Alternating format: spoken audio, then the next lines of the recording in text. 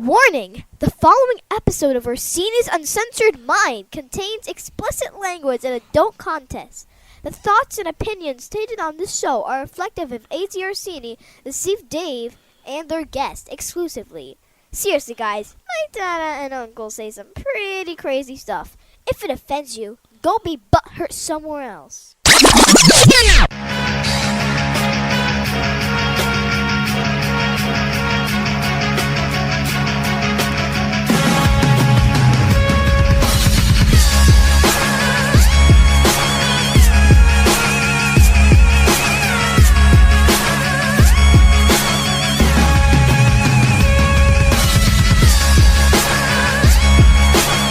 Welcome to Orsini's Uncensored Minds, and now your host, AJ Orsini with Dave. Hey. Let me lower this. Hey guys, it's AJ Orsini here with another episode of Orsini's Uncensored Mind, and don't let the question marks fool you. Deceive Dave, are you with us here today? Yes. He is here. I think he's still munching. I'm stopping. That's it. I think he's still munching. That's okay. I just wrapped up the din-dins myself. I got a special treat today. Mrs. O hooked it up, got me she made one of my favorite Olive Garden dishes at home. And it was, what was it, the grilled chicken marguerite or something like that. And it was delicious. It was delectable, as the kids would say. Scrummy? Say again? Scrummy? Scrummy. Look at that. Yeah, I'll go with that. I'll co-sign that. It was delish. As a matter of fact, I was...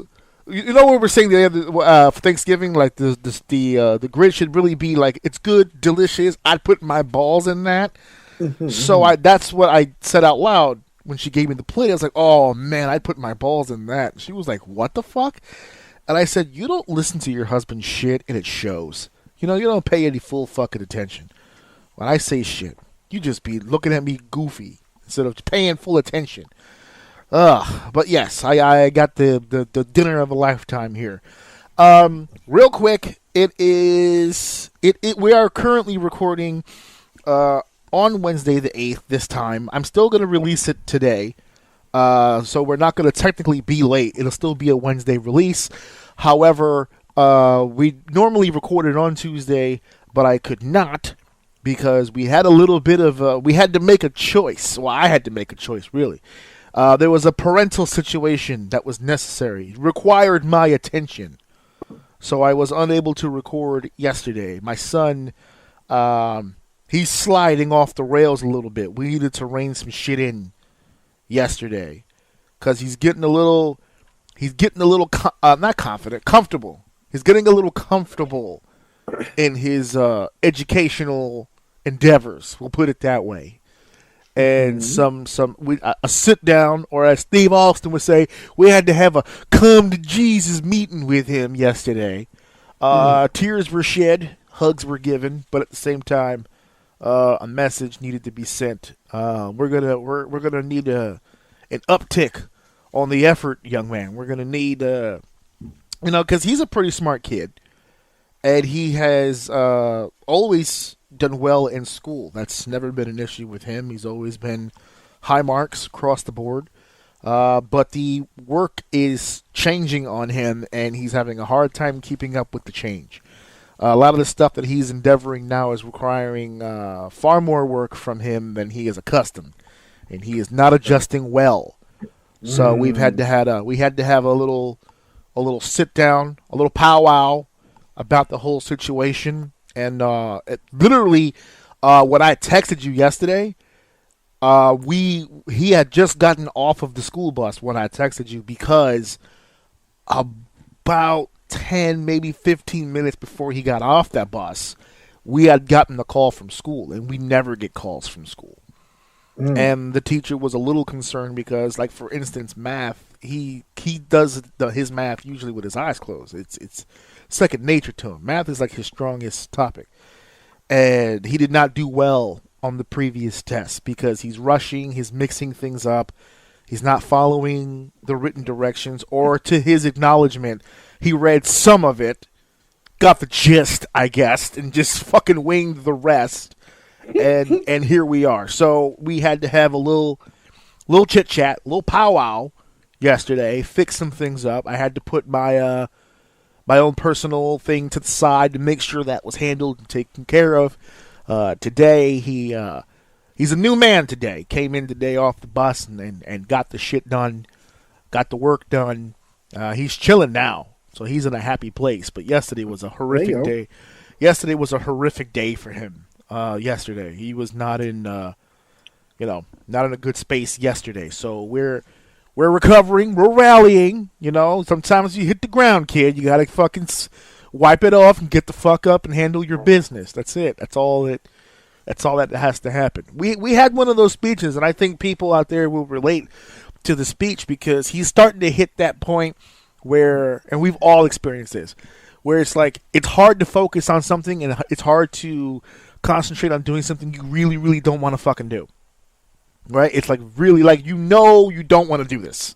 So you're like trying to get it as over as you possibly can. The problem is that when you do it that way, you don't do it right. So then you have to go back, and then you do it, and then you got to go back, and you killed all of your fucking time. All because in an effort to do it faster, you did it 2 times slower than you were doing it than you could have done it. Mm-hmm. And he's learning that side of things now, or at the very least, I hope because if he didn't, then we're back to square one, and we're gonna have a different conversation. But he's a smart kid who gets it, but at the same time, like it's not this is not his forte. He's struggling right now, so we regroup, we rally, take a shot of bourbon and go about our fucking day. And he's a bourbon guy. I'm not gonna hate on him. I'm a Scotch guy. No, that's fine. The cigars are. We're waiting. When we get that report card, we'll bust those out. Cigars on a report card. Yeah, we celebrate good school years by fixing engines and hanging sheetrock. We're men in here. Yeah. In your Wranglers. Yeah, those Dockers with those fucking those work boots with the steel toe. You know what I'm saying? Like men would wear. Man shit. Yeah, man shit. We grow hair intentionally. We sit there and just fucking push our just stare in the mirror and grow your beard. We fucking grow the hair out. We will it to happen. Our follicles are our bitches. We make that shit work. And so apologies. First of all, apologies to you for the reschedule, and then apologies for the rush job here today. We're not going to rush through it too much, but at the same time, it's not the usual day. We have Tuesday set for a fucking reason. So let's go ahead and get into what the show is going to be about today. Come on. Don't keep us waiting. What's going to happen on the show today? So what's going to happen on the show here today is we've got several topics here that we need to talk about. And I say need for a very, very specific reason. We absolutely need to talk about these things. I'm fucking excited. Despite the fact that I had to choose my son yesterday, there was a little resentment because I was extremely happy with the topics that we had for today. I was like, fuck this guy for fucking it up. But, Marvel Rivals. We talked about this about a week or so ago, and my brother, you were here this weekend at the house. We combined families, did our thing, and you brought it up to me. You were like, bro, dude, we got to bring this back up because you've got some new information. You've got some new experiences. I personally cannot wait to hear what it is that you experienced and what you went through playing the game and experiencing it yourself. And we also have that'll be more of a you thing, but that other one after is going to be definitely a me fucking thing. I definitely wanted to talk about this because I've literally been arguing with people since fucking for a full week now, and I just want to get everything off of my chest here on the actual show because I've talked about it everywhere but here. As a matter of fact, I had a status on Facebook that literally went viral. Everybody was sharing it. I got more engagement on that post that I have in a long time on anything that I posted, so I know a lot of people were either on board or it was used as an argumentative point, and you guys can decide when we go over it. That's of course about the the new Congestion Relief Zone here in NYC. Obviously, I'm on the side of it being bullshit. There's a counter argument. We'll get into it later. We took Vince McMahon and WWE to task when Vince McMahon was laid down across the table of justice and was sent to be sacrificed by Janelle Grant for his misdeeds and his shenanigans. Remember, there was shitting on heads. There's a lot going on here with the Vince McMahon situation. I thought it'd be cool to take the sports world to task as well. It's all the hubbub. It's all the rage. We're talking about sex at Fox Sports. And apparently a gentleman who's willing to pay $1.5 million for the cooch. And I got to tell you something. I've seen some great cooch. I have never seen $1 million cooch in my life. I've never heard of it. I've yet to subscribe to it, but we'll talk more about that in just a little bit. And, of course, you dropped the bombshell on me with the trailer to Welcome to Noxus, which is a follow-up to the Arcane conversation we just had. I also want to clarify some of the comments that I made when we described Arcane during that segment as well. So much to talk about. And I know that we said on the last episode, it's AEW versus WWE in this week. It's a big week for wrestling because AEW is going to Max on January 1st. WWE debuted on Netflix on the 6th. And I got to tell you, we'll have the conversation later. This ain't much of a competition. It's really not. It would be a disgusting conversation to have if we had to compare and contrast. But we'll talk about that later. Of course, our main event is Raw debuting on SmackDown. So let's go ahead and start at the top here with our first segment number 1. Let's begin segment 1. So, Dave, we had the conversation, Marvel Rivals, and we had the conversation about somewhat of a comparison to Overwatch 2, and I was leaning a lot on your expertise when it comes to games, but even you, when we were discussing it, you were kind of going by feel, kind of by look, a couple of vids here, a couple of snapshots here, you were kind of basing it, you were judging the book by its cover, essentially, and giving your opinion based on that. But now I know, just like I said earlier about my grilled chicken, you have now put your balls into this. You've participated. You've partaken. So please fill me in on this goodness. What has your experience been like so far playing this game? All right. First of all, I want to shout out my wife. She brought me some watermelon Tito's. Whoa! I guess we had daiquiri mix or something. She made like a frozen margarita. I don't know what's in it. I'm assuming Tito's because that's what we have up there. But... you know what? That's beautiful timing. That's gonna make your rant at the end of this even way fucking better. You see, you about to fuel up. That's good. Second of all, I'm gonna start this off by saying we could very well have Game of the Year right now. Wow! So okay, there's a heavy swing. Let me explain myself. So, first of all, folks, to clarify, he just took a swing. He hasn't been drinking yet. This is his first one. So, I stand on what I said about Overwatch killing themselves. Okay. I stand on what I said about it being a hero shooter, and I explained a little bit what it was like for any of those who don't play it too much. Including me. I stand on everything I said. Nothing I said was wrong. Uh-huh. The difference is that I actually played it. Okay. And what makes it even better is I'm not very big on the shooters. I'm not good at them. And the hero shooter thing is boring. But, man, these motherfuckers over there are cooking, man. Oh. Dude, there's, first of all, visually, sick. Absolutely fucking sick. The audio, sick. The sound, sick. The music, very superhero feeling. Sick. They have the what do you call that? What's the word I'm blanking on when you have a like Marvel is a what? IP? I think that's what I'm looking for. Yeah, intellectual property IP, yes. Yes. They have the IP, Marvel, right? But what happens every time you get these is just another shitty Marvel game and this. No, that's what's swinging it the other way. The gameplay, great. The shooting, great. The accessibility, they have so many characters that are good for people who aren't good at aiming. So it's even if you're not the best shooter, you could still be good at damage. If you were, I mean, not the best. Obviously, the floor will be, the floor and the ceiling are two different things. But we're talking mid range, like average play.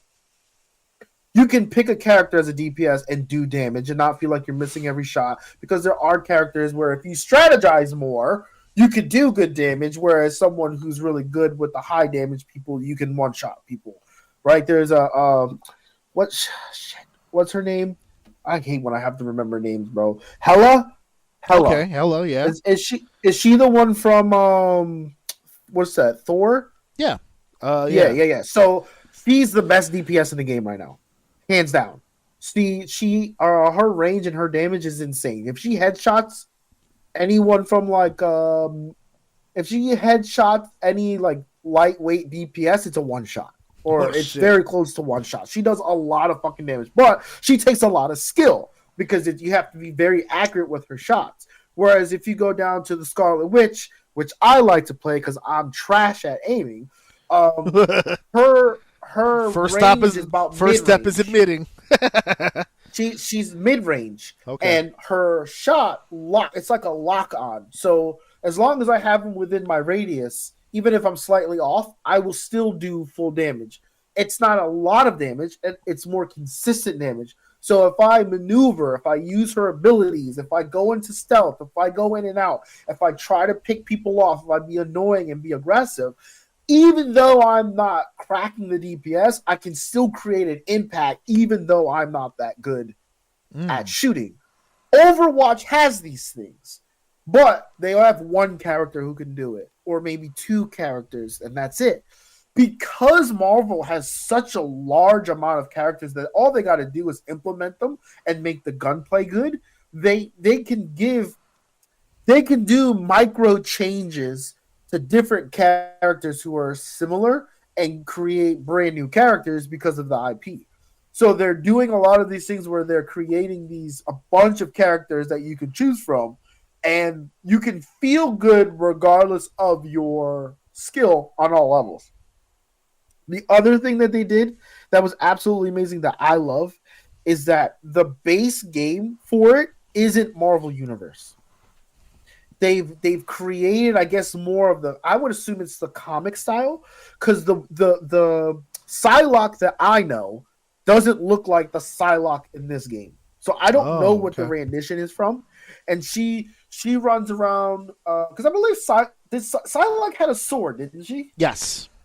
So this Psylocke has a sword as well, but she looks a little bit different than the Psylocke that I know. Right. So I don't know if I'll send you some pictures, or even I'm looking at them now. Look it up real quick. Yeah, and I don't know if it's a rendition from a comic book or not. But the cool thing is that they're doing that. They're adding Marvel Universe skins, but the baseline I think are more comic focused.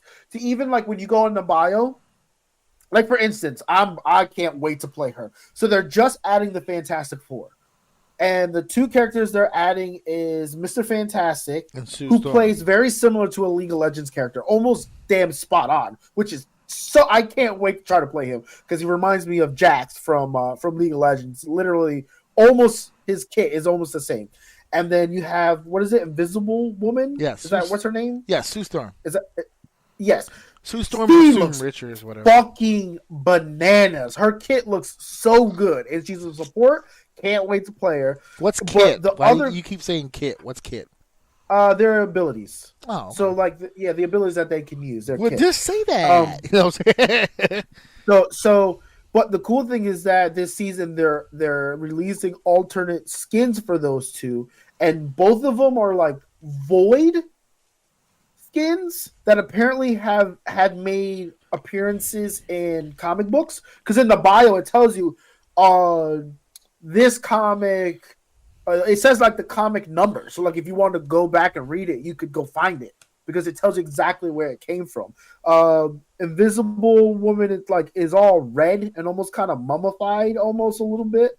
And then Mr. Fantastic is like, I don't know, something about giving into knowledge over something. I don't know. That's the way they explained it. You gotta look it up because you're a comic person. You'll understand it better than me. But they have all these different renditions of the way they implement these, but it looks like their baseline is comic. So I like that they went away from trying to grab people from MVU and went comic book. And then they're adding stuff to it that's familiar to other people. Fucking genius. They went back to the standard that Overwatch used to do, which is 6v6. And after playing 5v5, I much prefer 6v6. And if the gameplay is great. Oh, and then the last thing that I'll rant about, in high level rank, which I'm not high level, so but from the feedback that I've heard, high level rank, they actually added bans, which means you can ban certain characters at the highest level, which Overwatch refused to do. They did not want to do that. They Marvel implemented it, and all the high level players are saying it's one of the number one reasons why they keep coming back to Marvel, because instead of broken just being broken and you always have to pick it, now it's like, all right, my team doesn't want to deal with Hela, so we're just going to ban her. Whoa. Or two other characters we don't want to deal with. Let's say we got the counter for Hela. Fuck Hela. We can smash her. Let's ban Hulk instead because he's oppressive and he kind of messes with our thing. They can do this now at high levels where they couldn't do that before. And the feedback for it right now is absolutely insane. Their retention on play is ridiculous. I think they're still averaging over 300,000 players consecutively. Like, they have really fucking big numbers. That's the only reason why I tried it. And then I can't wait till we're done here so I can go try to pretend like I know how to play Star-Lord, because I watched a video on how to be a good DPS, and he was playing Star-Lord, and I like what he did, so I want to try it. So as soon as we wrap this shit up, I'm going to go play Game of the Year, because this shit is fire, bro. It's so good. So it's so good, man. I have a question now. You said that the banning was something Overwatch refused to do. Why was that? Yep. Do we know why? I don't know. It's one of those like. It's one of those things where it's like. I'll give it to them that like it even took League of Legends a very, very, very, very, very long time to implement fixes in that manner. Well, the League of Legends has been around a real long time, and for a while, I think they had no ban. Maybe they did have bans, but I wasn't there that far back. But they had 3 bans where it was like there's 5 people on the team, top 3 can banned, and it alternated, right? It went one person banned, next other team bans, then your team bans again, then their team bans again, then your team. It's a free for all. And it went back and forth. But the person who was banning was completely random. Because when you go into the lobby, you don't know if you're at the top of the list or you're on the bottom of the list. You don't know. It's completely random.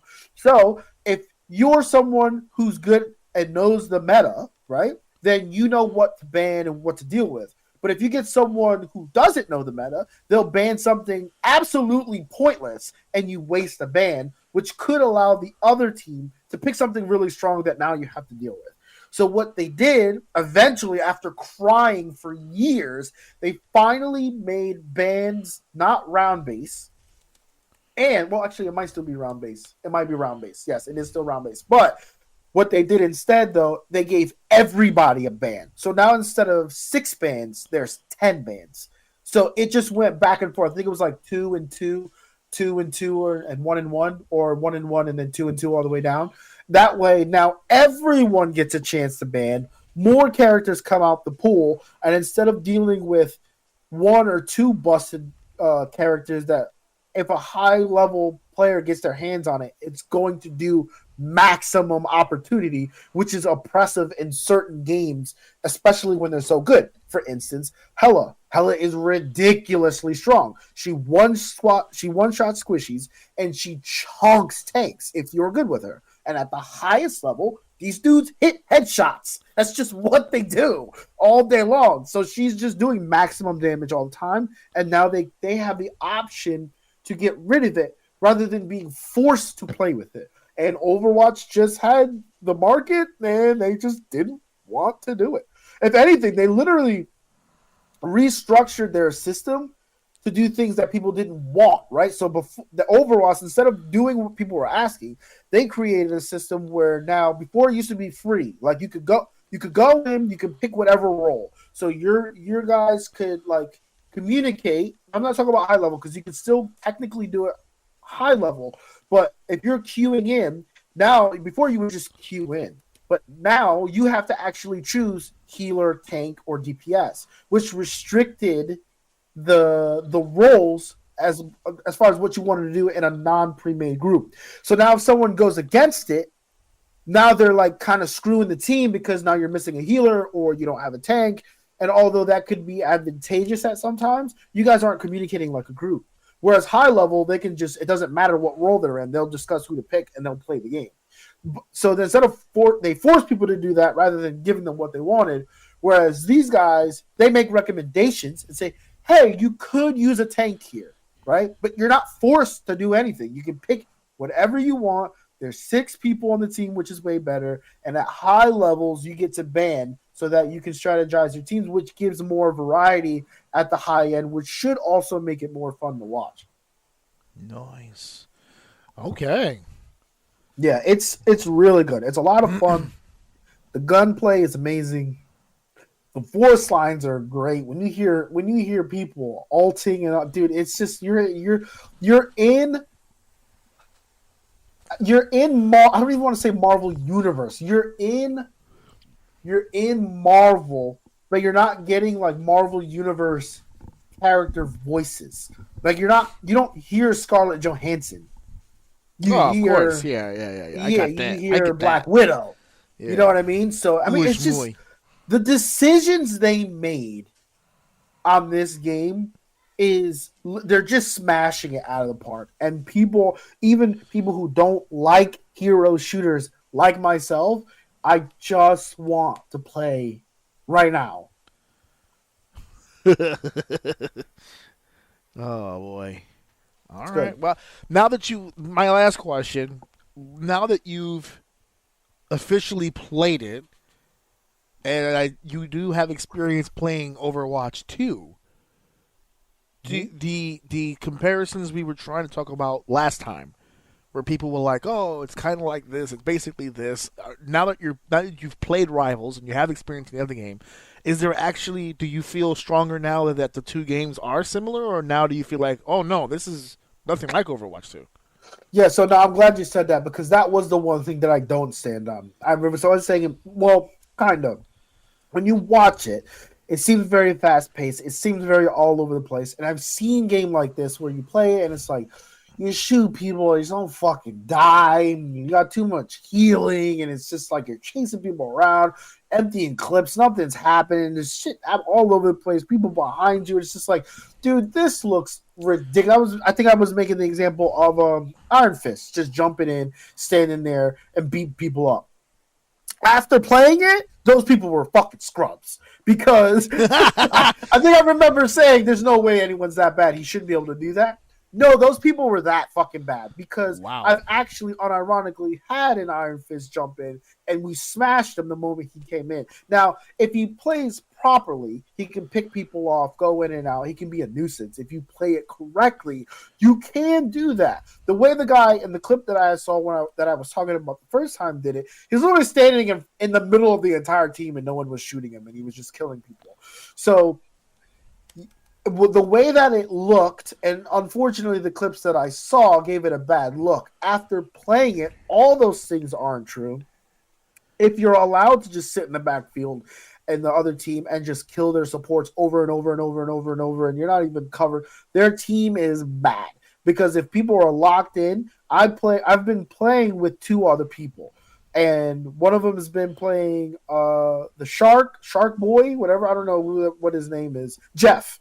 There you go, Jeff. Jeff. That's the one that everyone's talking about. Yes. He plays Jeff, and Jeff is freaking awesome if you play him well. Joe plays Damage, so he's been mixing up trying to find his character, and I've been trying to find different stuff too. But there was one game where we decided let's just go hard and see if we can just dominate. And Joe went Thor, I went Mantis, and he went Jeff, and we literally were just standing in front of their spawn point. That shouldn't be able to happen because we're just standing right in the middle of their spawn point. There's no reason why they can't kill us. But if you're watching that as a spectator, you're like, yo, this game looks kind of dumb. How are they able to do this? it's just because the other team is bad. If the two teams are good, it gets way competitive. It gets very hard. You need to put somebody in the back to help the support if they're not maneuvering good enough, because they're just going to keep dying and your team's just going to lose. It plays a lot better than from what I had saw, so I was completely wrong on the analysis of that one video that I saw, because it plays really good. It truly does. All right, then. Okay, well, look, see? Not afraid to get our hands dirty here in Orsini's Uncensored Mind. He went in there and he did the work. And you're actually excited about this now. More work too. I was going to say, yeah, you're actually excited about this. You're going to continue playing, see? There you go. Oh, man, yeah. Jeez. Yeah. Next topic, please. I was interested in playing it, and then I heard you talk about it, and I went, I'm not going to be able. That sounds like one of those games where it's like feast or famine. It's like you're either going to be really good at it, or you better be fucking amazing at it, or you're going to fucking get eaten up. And that's the cool thing. If you're having well, not fun, for me. I'm never going to be that good. Dude. Like, there's so many games that I quit because I can't play online, because I'm just getting smoked, and I'm like, all right. Right, but and again, like you'll have, especially if you're not like the greatest at these type of games, you will have to put in some work to like the main thing that I've been finding very difficult, that I'm noticing I'm getting more kills just from this alone, and that's learning the maps. Once I learn that I'm not running into a dead end, jackass. Look, you know what I mean? Like a jackass. I can't tell where I am, and like I get ganked, and now I got to run back again, and I'm lost. Like that kept happening to me a little bit, because there was weird like dead ends. But the more I play, the more I'm in the right spot. The more I know I can go up in this building, go around, peek around the corner, know the support's coming down, drop on the support, throw my thing down, lock onto them, do damage, see that they turn around, go back to the health pack, try to reposition. Like once you start getting into the mindset of like, you know the map, and now you're just trying to maneuver the map, that alone will make you better. And the cool thing about this game is that once you get there, you can find something that allows you to do something to be a part of the team. And that's what makes this game so fun. I just want to contribute. I just want to play. You can't. This game allows you, and they're coming out with more and more and more freaking characters that just give different flavors of things to do that you can actually contribute and like do well. The floor is higher, I guess is what I'm trying to say. Okay. The floor is much higher in this game because of their variety. The floor is higher. All right. There you go. Marvel Rivals, everybody, check it out. It's approved. Gamer approved. Let's move on. Let's move on to segment 2. Next up, segment 2. All right, I'm reaching my hand out. Bam! There's the hot tag. Here we go, motherfucker. No. Yeah. So I'm gonna start this segment off by just basically saying fuck New York City. You know, just fuck it right up the nose with a rubber hose. You know. I hope you get checked for colon cancer and his hand gets stuck. I hope you stub your toe next to every fucking ottoman in every home you ever enter. I hope every left sock gets wet while you're wearing it. I don't give a shit about anybody running this goddamn city. I don't. I hope your favorite food gives you salmonella. I hope all kinds of bad shit happens to you. Because this is bullshit. Now, I need to attack this from several sides, so give me a second here to explain what's going on. So for those of you who are not from New York City, which is not a lot of you, because predominantly most of my listeners are from New York, but that's okay, because I'm going to do this segment for a bunch of people that even if you're not from New York, I'll be able to explain this, because it's fucking ridiculous. So, apparently, I found out just, I'll say a day or two after Christmas, I saw an article that said something about congestion relief in Manhattan. I didn't know what that meant. Good. It sounded on paper. I was like, "What is?" My mind immediately went to traffic. right? Congestion. So I was like, all right, so I understand that, right? So when I clicked on the article, did a little further reading, I had found out that they were implementing a new congestion relief zone fare, meaning they were going to be charging money to relieve congestion, which right there off the bat doesn't make any fucking sense. And I'll explain why in just a second. Let me continue with the explanation. So, what they did here in New York City is if you've never been in the... let me explain really quickly, too. We have 5 boroughs here in New York that all interconnect. However, for those of you who don't know, allow me to explain, New York City is not all 5 boroughs. Manhattan, technically, is New York City. The Bronx, Queens, Brooklyn, Staten Island, we're all interconnected to New York City, so we're all just kind of considered part of New York City. But when you're here, when you live here, or if you live just on the outskirts of the river in Jersey, like North Jersey, Hoboken, Jersey City, Manhattan is New York City. So, when you hear things in the news like, this happened in New York City, and this happened in New York City, they're talking about Manhattan. Anytime, and I've traveled all across the country, I've been out of the country, so I've seen the news when it relates to something involving New York, and they do the same thing every time. They go, well, in New York City, and then if you ever see in New York City and they show footage of the news, it's somewhere in Manhattan. You'll never hear it's from New York City, and then they'll show you like something in the Bronx. It just never happens. So just to clarify that moving forward. So our city is designed as a grid, which a lot of metropolitan areas are, but this one in particular is particularly a pain in the ass. Because it's gridded, and it goes up and it goes across, it's simple. It's very easy to get gridlocked on the stupidest shit. Because if you have 3 lanes, it could get built up. If you have 1 lane, obviously it gets built up. We don't have... Like, I went to California this past summer. I was on a highway that had 6 fucking lanes on it. I didn't know how to act. I didn't know how to behave.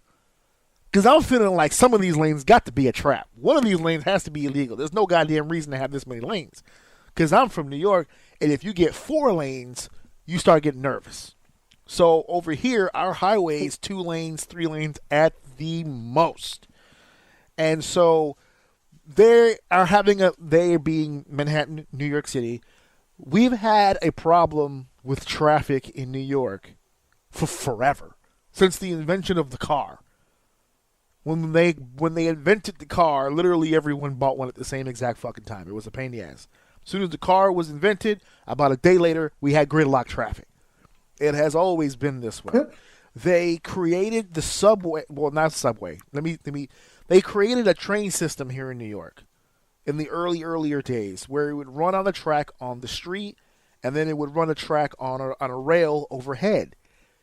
They had to get rid of that because people apparently don't see trains when they come through, so they were dying. People were getting hit by trains because the trains are on a track, but the track isn't covered, it's not blocked, it's just going down the neighborhood on the fucking rail. So some idiot kid, he's bouncing the ball, and he goes, my ball went this way, and now little Jimmy's in half. He's been halved. He was halved. And so they said, this is too dangerous, so we need to figure this out. That's when they developed the underground tunnels, which was, I believe, a stolen concept from another place. But that's why I love the Subway Museum so much, because that's where I learned about that. So, because they give you this whole rundown. It's awesome. I love trains. Anyway, not like in an autistic way, but I have an appreciation. I don't know. That sounded pretty autistic. Yeah, no, I like trains. I know, not like that kind yeah, of. exactly. That's how it sounded in your head, but that's not what I said.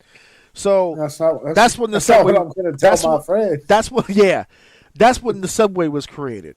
Now, just like I said a second ago, the minute they created car, we had traffic.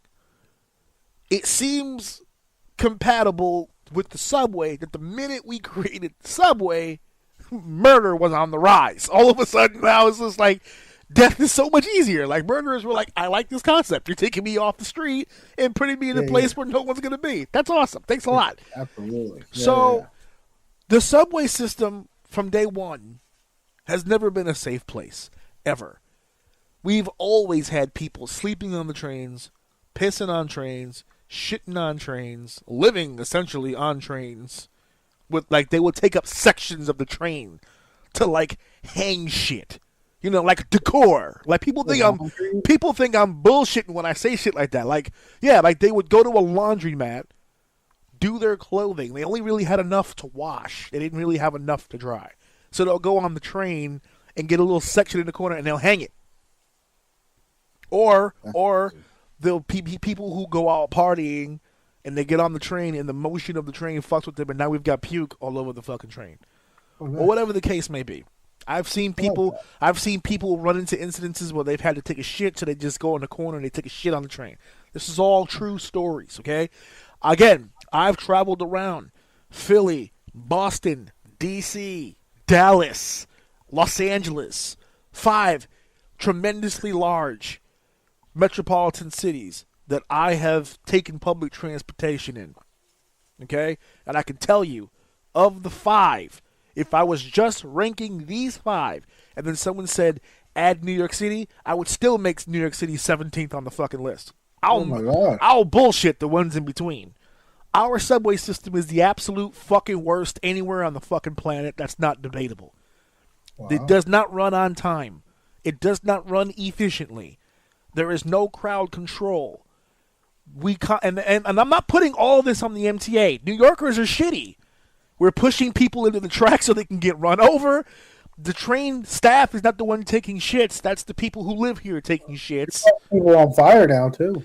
Yeah, we just barbecued a lady in Coney Island not too long ago, which, by the way, is literally mere minutes from my fucking house. And every time the news pops on, my son has shits of chicken because he's old enough now to remember and recognize train stations. So when he sees an N train on 86th Street, he goes, whoa, that's over here, brother. I'm going to go in my booster seat. Fuck all this nonsense. Yep. And so the trains have never, ever been safe. Okay? The buses have never, ever been safe. We had to implement a fucking federal law that states if you put hands on the driver that you can face federal time in jail because the bus drivers were getting the shit kicked out of them. The buses are full. People are not paying the fare. A few people will go to the front, and then somebody in the back will go, open the door, please, so I can get out. And they're not getting out. They just open the door so everybody else can get on the bus from back.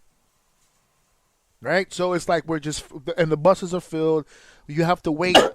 Depending on the bus line that you're on, please don't choke and die. I might. Ooh, that Tito's is hitting, boy. Look at he said. So we got full buses. We got full trains, and we've got full fucking congestion in the streets with the cars. So the city decided, despite everything I just fucking told you, that they were going to implement a new fucking system called the Congestion Relief Zone, where if you are in Lower Manhattan, and when I say Lower Manhattan, I mean below 60th Street, and you want to go to Upper Manhattan, on any side of the island, you have to go through a scanner toll, which is going to charge your Easy Pass or your plate, which means you'll either pay through, even if you don't have an Easy Pass, if your plate is linked, they'll mail it to you. They'll mail it to you. If you're not linked to Easy Pass, they're going to bill you, just like you would in any other toll, right? Toll now, there's a toll now for $9. Sheesh. It's $9. Now, if you enter New York through Jersey, either from George Washington, Lincoln, or Holland, whatever those prices, which I believe was like 15 recently, it's now like 26. Jesus. To get into Manhattan. Luckily, that's crazy. Luckily for me and you, the only bridge not affected by that is the Verrazano. And the reason for that is because that bridge is not connected to another state. It's connected to a still New York property, which is Staten Island. That's why I say me and you are fortunate, because when you guys come to visit us, you usually I'm assuming you guys usually take Verrazano into the city. I'm assuming that's what it is because I don't take the normal way. Yeah, I know for a fact the girls do, so I know your GPS is probably taking you over the Verrazano, which is dope. That price is going to stay the same. That bridge is untouched, so it won't affect us on that end. But if you were going from like North Jersey into Manhattan, whether it be through the George Washington, the Lincoln, or the Holland, it's jumped up. Now, what we used to do here in New York is those were major tunnels and bridges. Those bridges and tunnels already had fares on them. Like the Verrazano's not going up, but you have to pay to get over the Verrazano, right? So in New York, we have other bridges. We've got, like connect to Manhattan. We have the Queensboro Bridge. We have the Brooklyn Bridge, the Williamsburg Bridge, and the Manhattan Bridge. I'm not gonna bore you with the details as to where in Manhattan these bridges lead you off. The important part of the conversation is that those bridges are no longer free. They used to be free.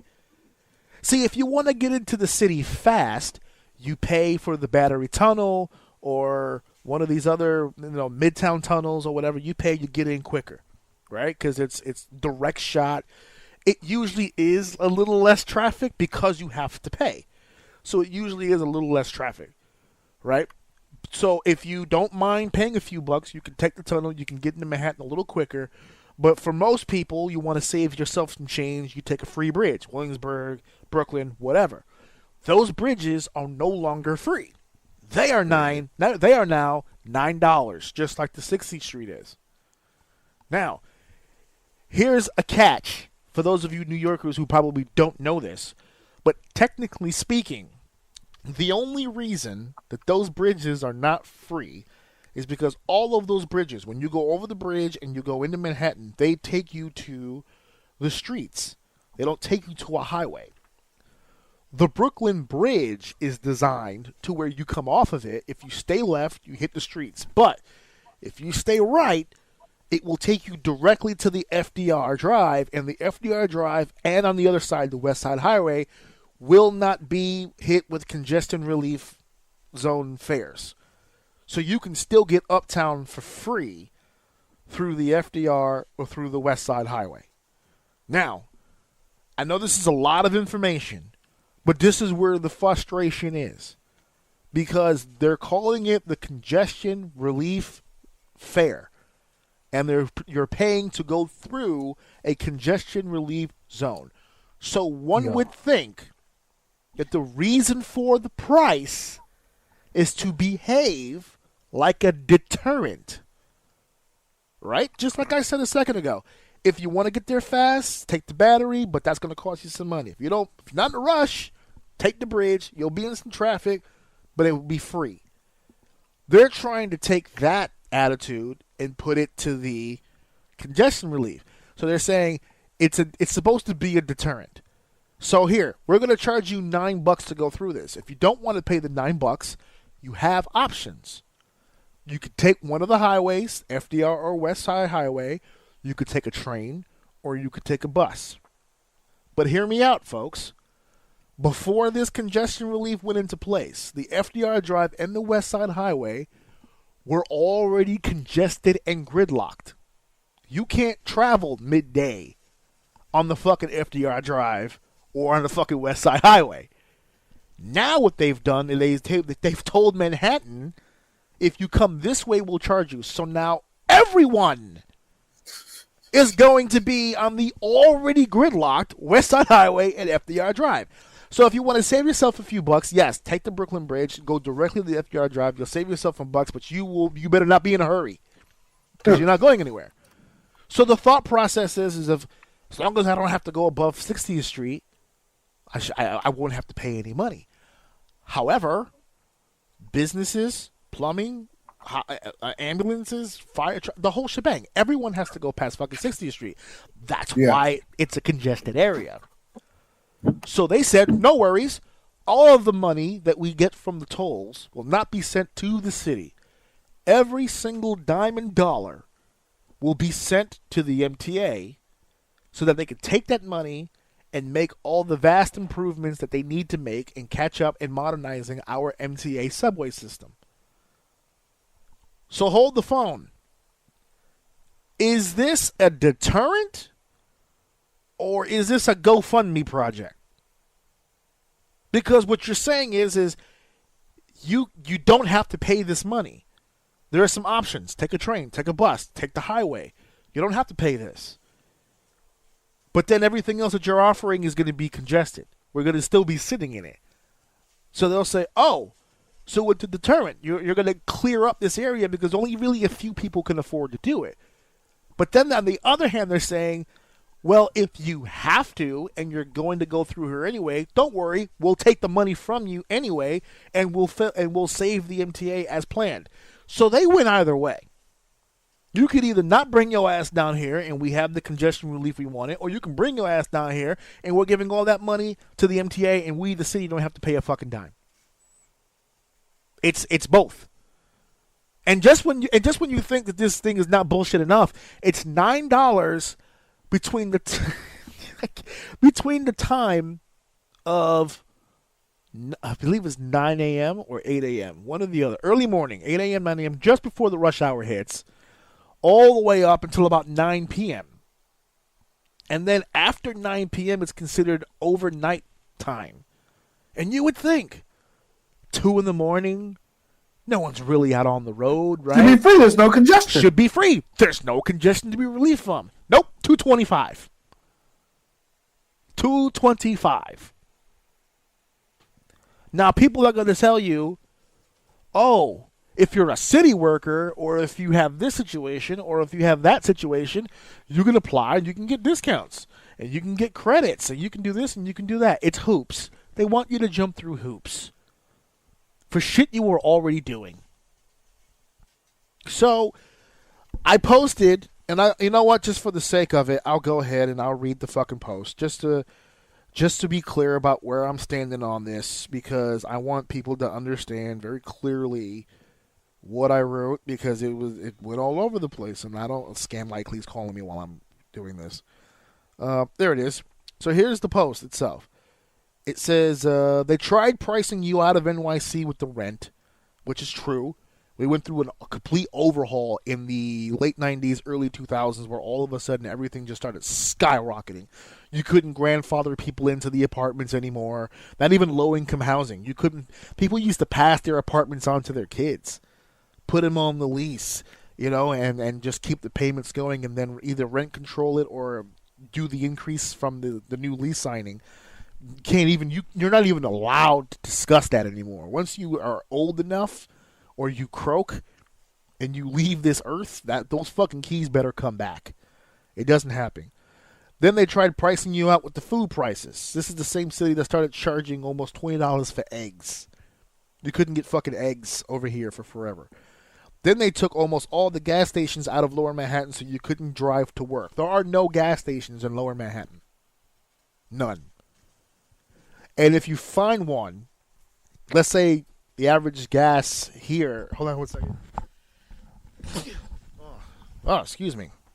Let's say the average gas price for instance, where I'm at right now, in my neighborhood, it's about $2.98, $2.97, something like that. Right now, if I go to that one gas station that I know for sure is around 18th Street in Manhattan, it's $5. And I'm not even exaggerating. It's either $4.90 something or $5.00 something. It's $5. That's crazy.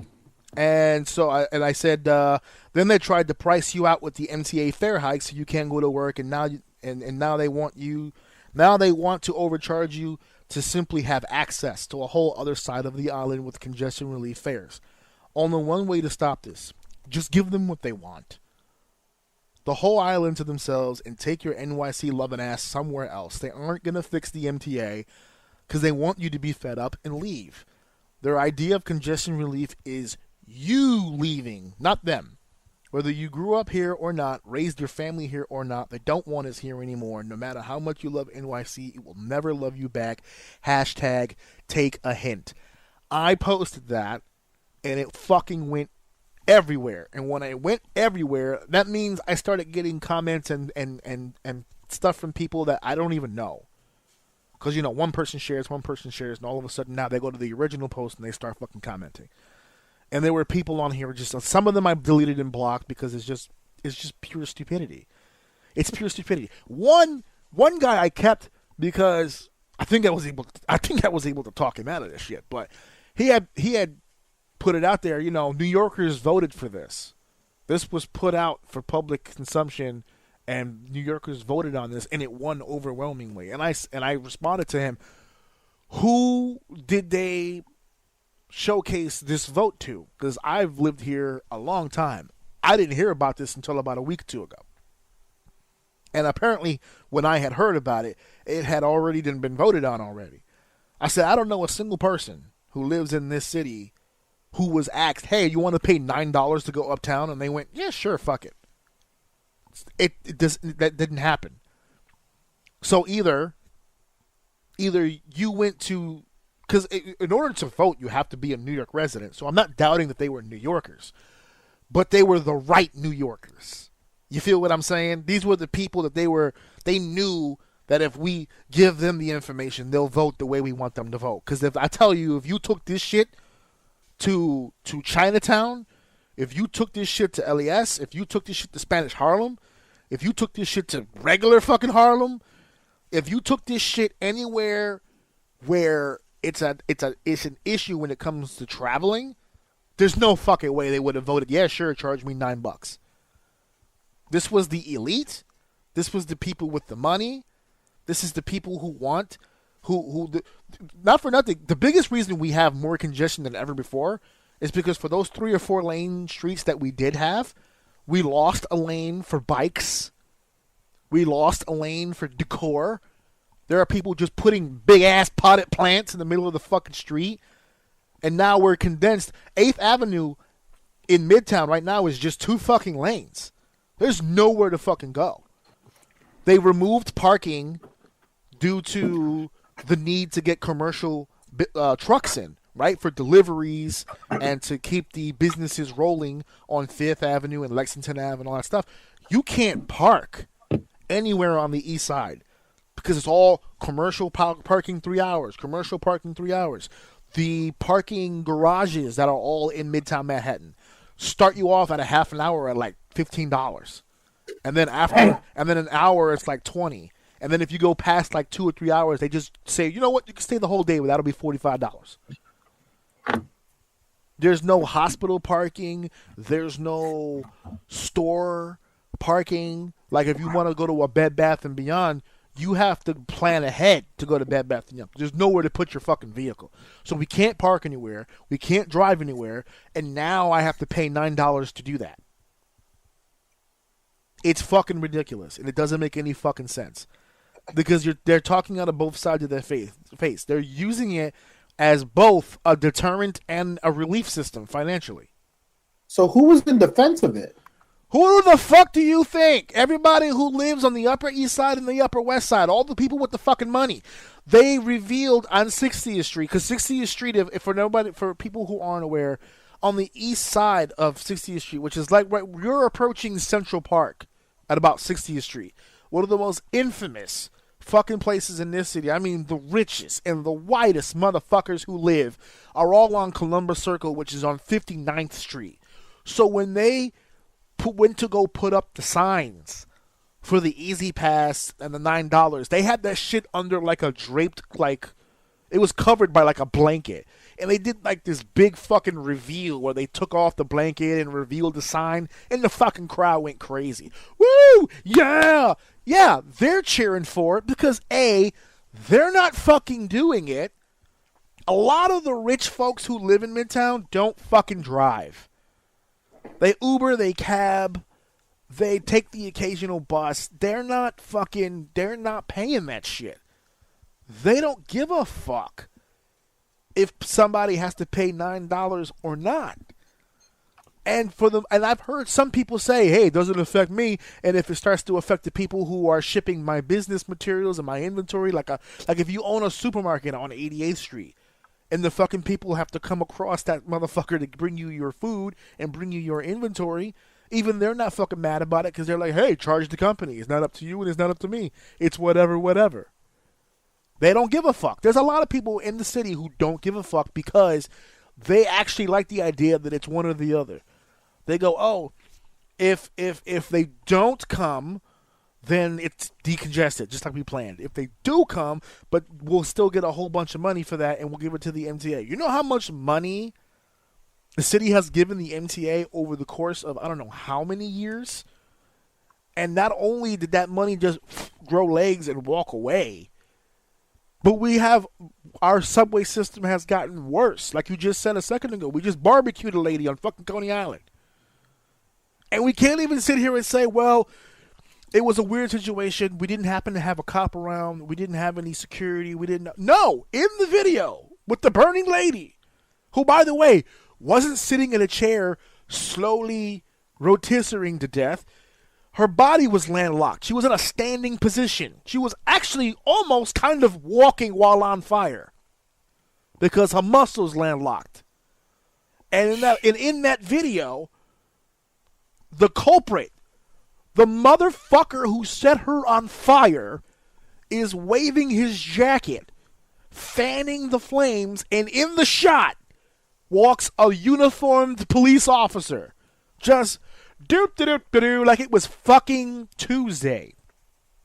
Barbecue? Word. Is there chips? Like, what's going on? Like, don't give me that Pepsi shit. Where's my RC Cola at? That's what I'm talking about. That cop in question was brought up on a lot of social media pages. Why didn't you help? Why didn't you do this? Why didn't you do that? First and foremost, what the fuck is he going to do? Not only was she on fire, the fucking train car was on fire. If you look at the video footage, it looked like this poor lady was sitting in the mouth of hell. She couldn't go left. She couldn't go right. She's just securing the idea that she's going to die here. This is it. This is where I go. On a train in the middle of the fucking Coney Island. This is what was chosen for me. He's not going to... What do you want him to do? Spit? What do you want him to do? The whole thing is on fire. Helping her... Hey, it's one thing to not be able to do something, but you should also not be nonchalant. No, let me continue. There was nothing he could do for her. But let's just say, and it's doubtful because I've spent a lot of time in that train station. Let's just say he's the only cop there. Which, like I just said, far-fetched. They usually roll at least by twos in that station. But let's say, for the sake of conversation, he was the only one. If this lady is currently on fire, and you've already radioed in EMS, fire department, the whole shebang, and they're on the way, one would think, because for those of you who don't know about the Coney Island train station, it's the last stop on several trains. The N, the Q, the F, and the D. Okay? 2 orange, 2 yellows. That's the last stop. And there's only one way out of that station. There's one entryway.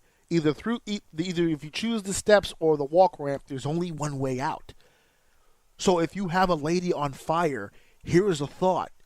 Lock the fucking station down and start asking some fucking questions. Because everyone on this platform is filming the incident with their phone like it's fucking YouTube fodder, like it's content. And if he would have taken 2 seconds to realize, since no one seems to be in a rush to go anywhere, let me lock this down so when people get in here, the real people, more cops, more ambulance, more fire department, once the real team gets in, we can start questioning motherfuckers. What did you know see? That's not going to happen. It's New York. No, I by know. himself and do that shit, he's going to get stomped to the fucking ground. I know that that's not going to fuck. First of all, doubtful. On that one, that's doubtful. Because I could hear in the video there were a lot of concerned people. And I think they would have understood watching this lady before their very eyes melt and burn to death. I think in this one situation, people would have been like, all right, I can stand to answer a few fucking questions. Because the crazy part about the whole thing is that the guy who was fanning the flames, when they started really taking care of the train car at that point, he was homeless, just like the lady who burned was also homeless. He didn't have anywhere to go. He got on the next train out. He just chilled on the platform until a train came. Then he sat on that train. And if you've been to Coney Island waiting for that train to move, you know the pain and suffering that causes. He was there for a minute. Then the train pulls off and he dips. They used a train car camera, which we have those now all of a sudden, to dictate who did what and where, and they were able to get a clean face shot of him, and they released that on the internet, and they put it out there on the news, hey, this is the wanted, whatever, whatever, whatever. Within the hour of them putting out that APB for this guy, a couple of high school kids saw him on one of the trains, and they called the police, and they got him. And now he's currently in the midst of going through all that shit you're supposed to go through before you go to jail for forever. They're actually looking for the death penalty for him, which I'm not even sure if that's legal here or not, but that's what I read. But that's my point. That's the alternative, folks. Either pay your $9 or take your chances at the fucking circus. That's what it is. In the same week this lady was lit on fire, the N train, which is the one that I live near, had a live active shooting in it. Oh. Same week, 7 train, Queensbound, had a stabbing on it. This was all within the same week. And in the same week that all those things happened, the week ended by them telling us you have to pay $9 to go uptown or take a train. True. You're out of here. Damn, that's crazy. $9, please. Yeah. Yeah, word.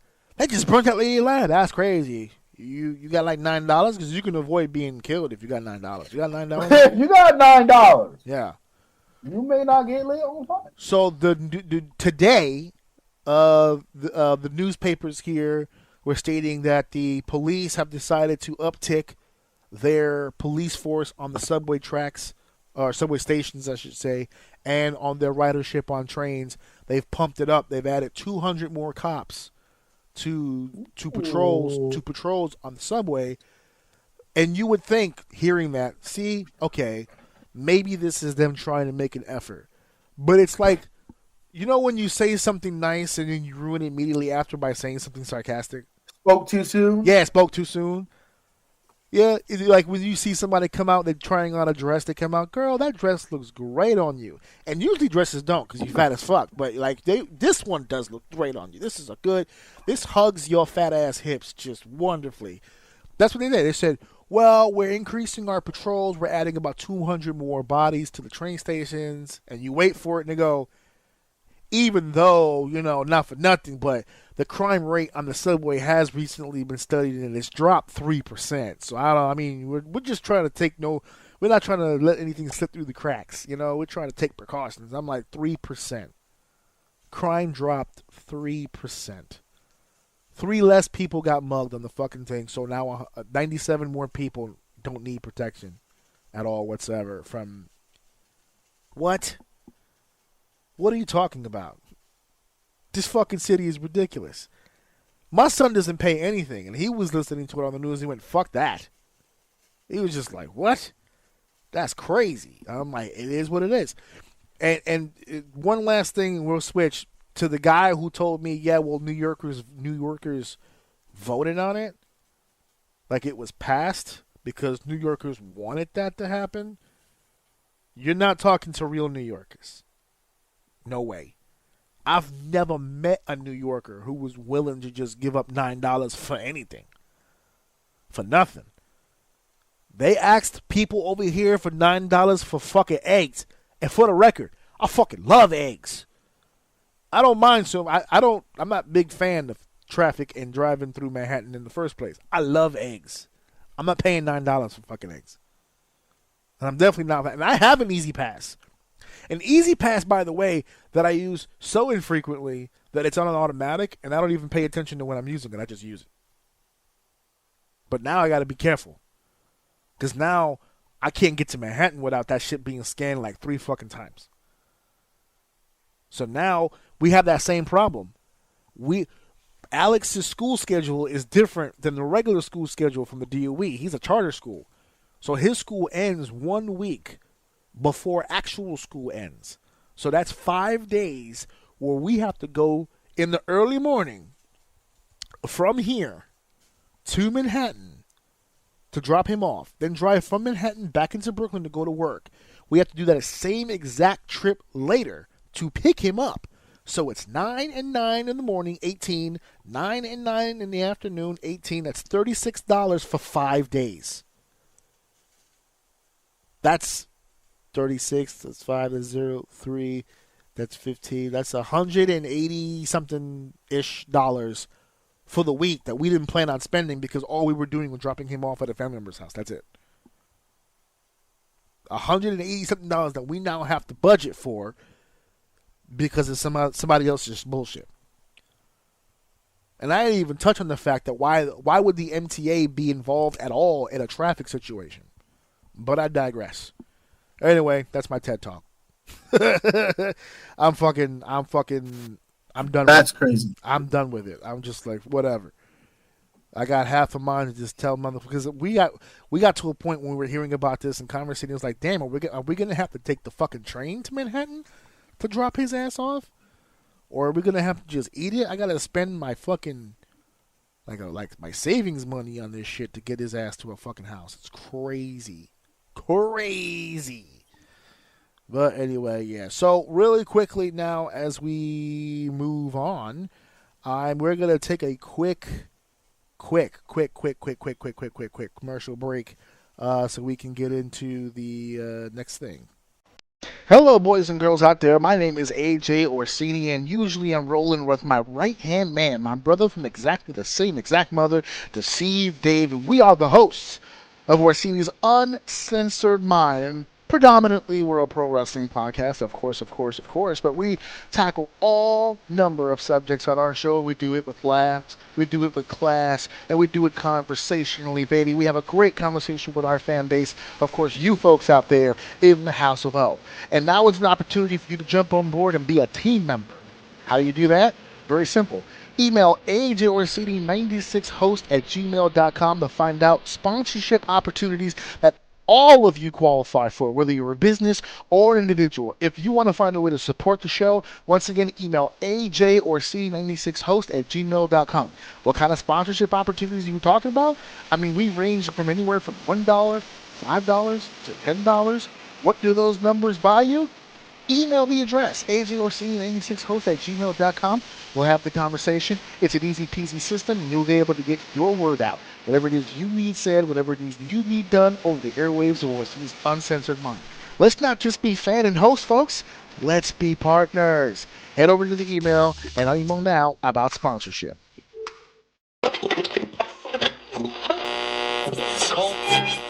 It's time for segment 3.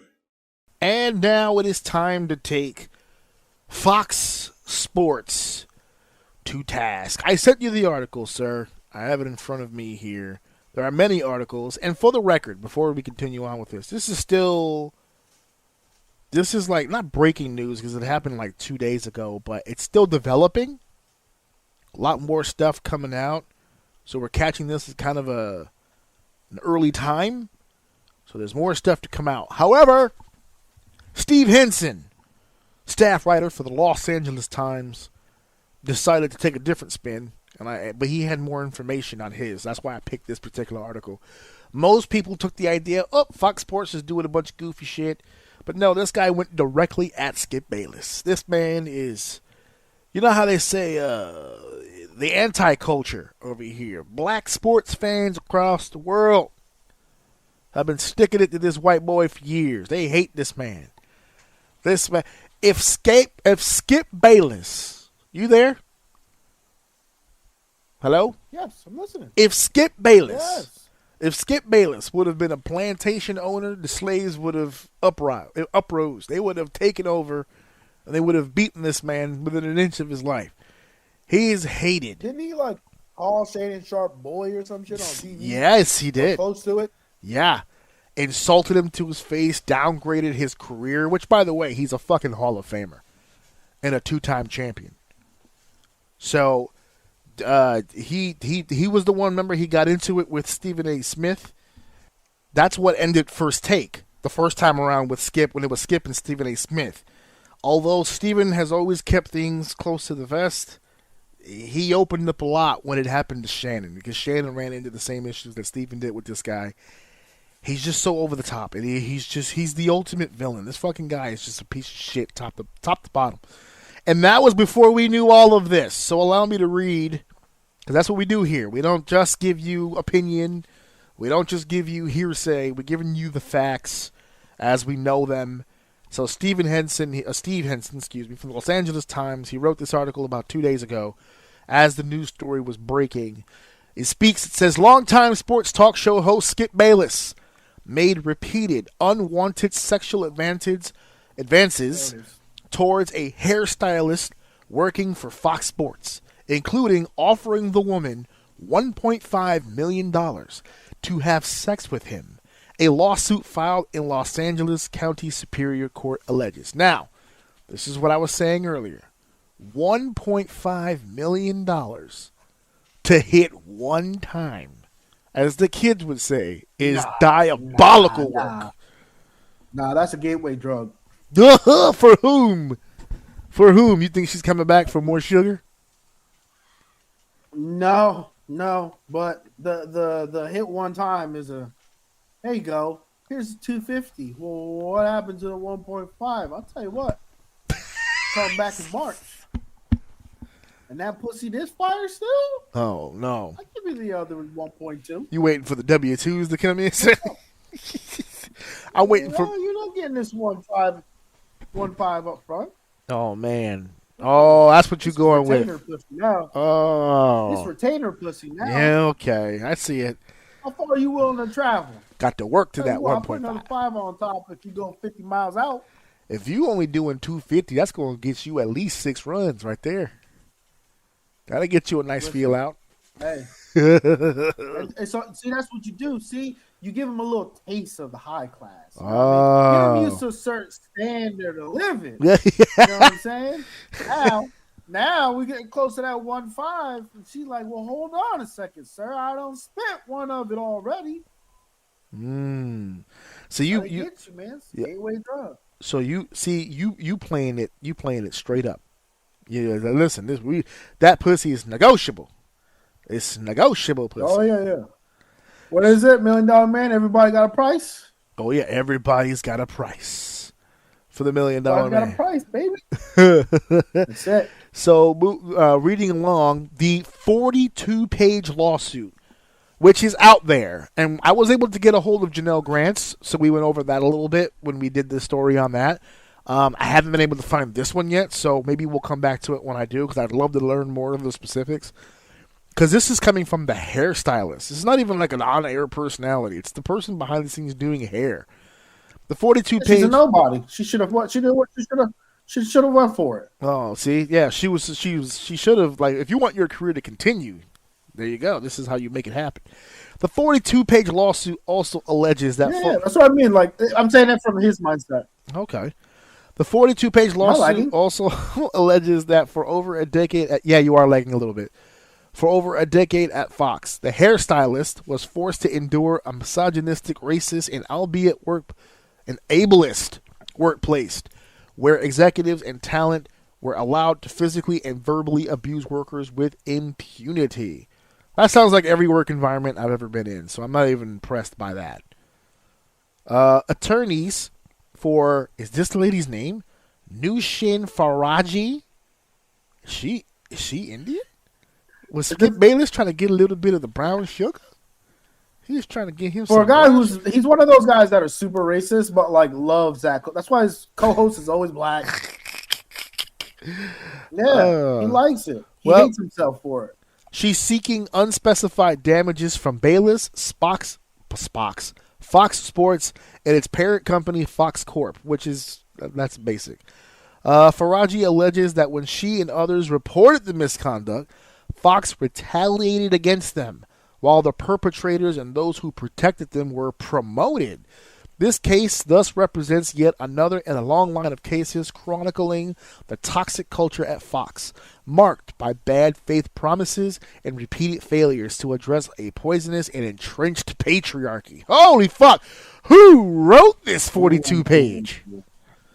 Their vocabulary is on fire. Right? They cook it. You read that and go, impressive.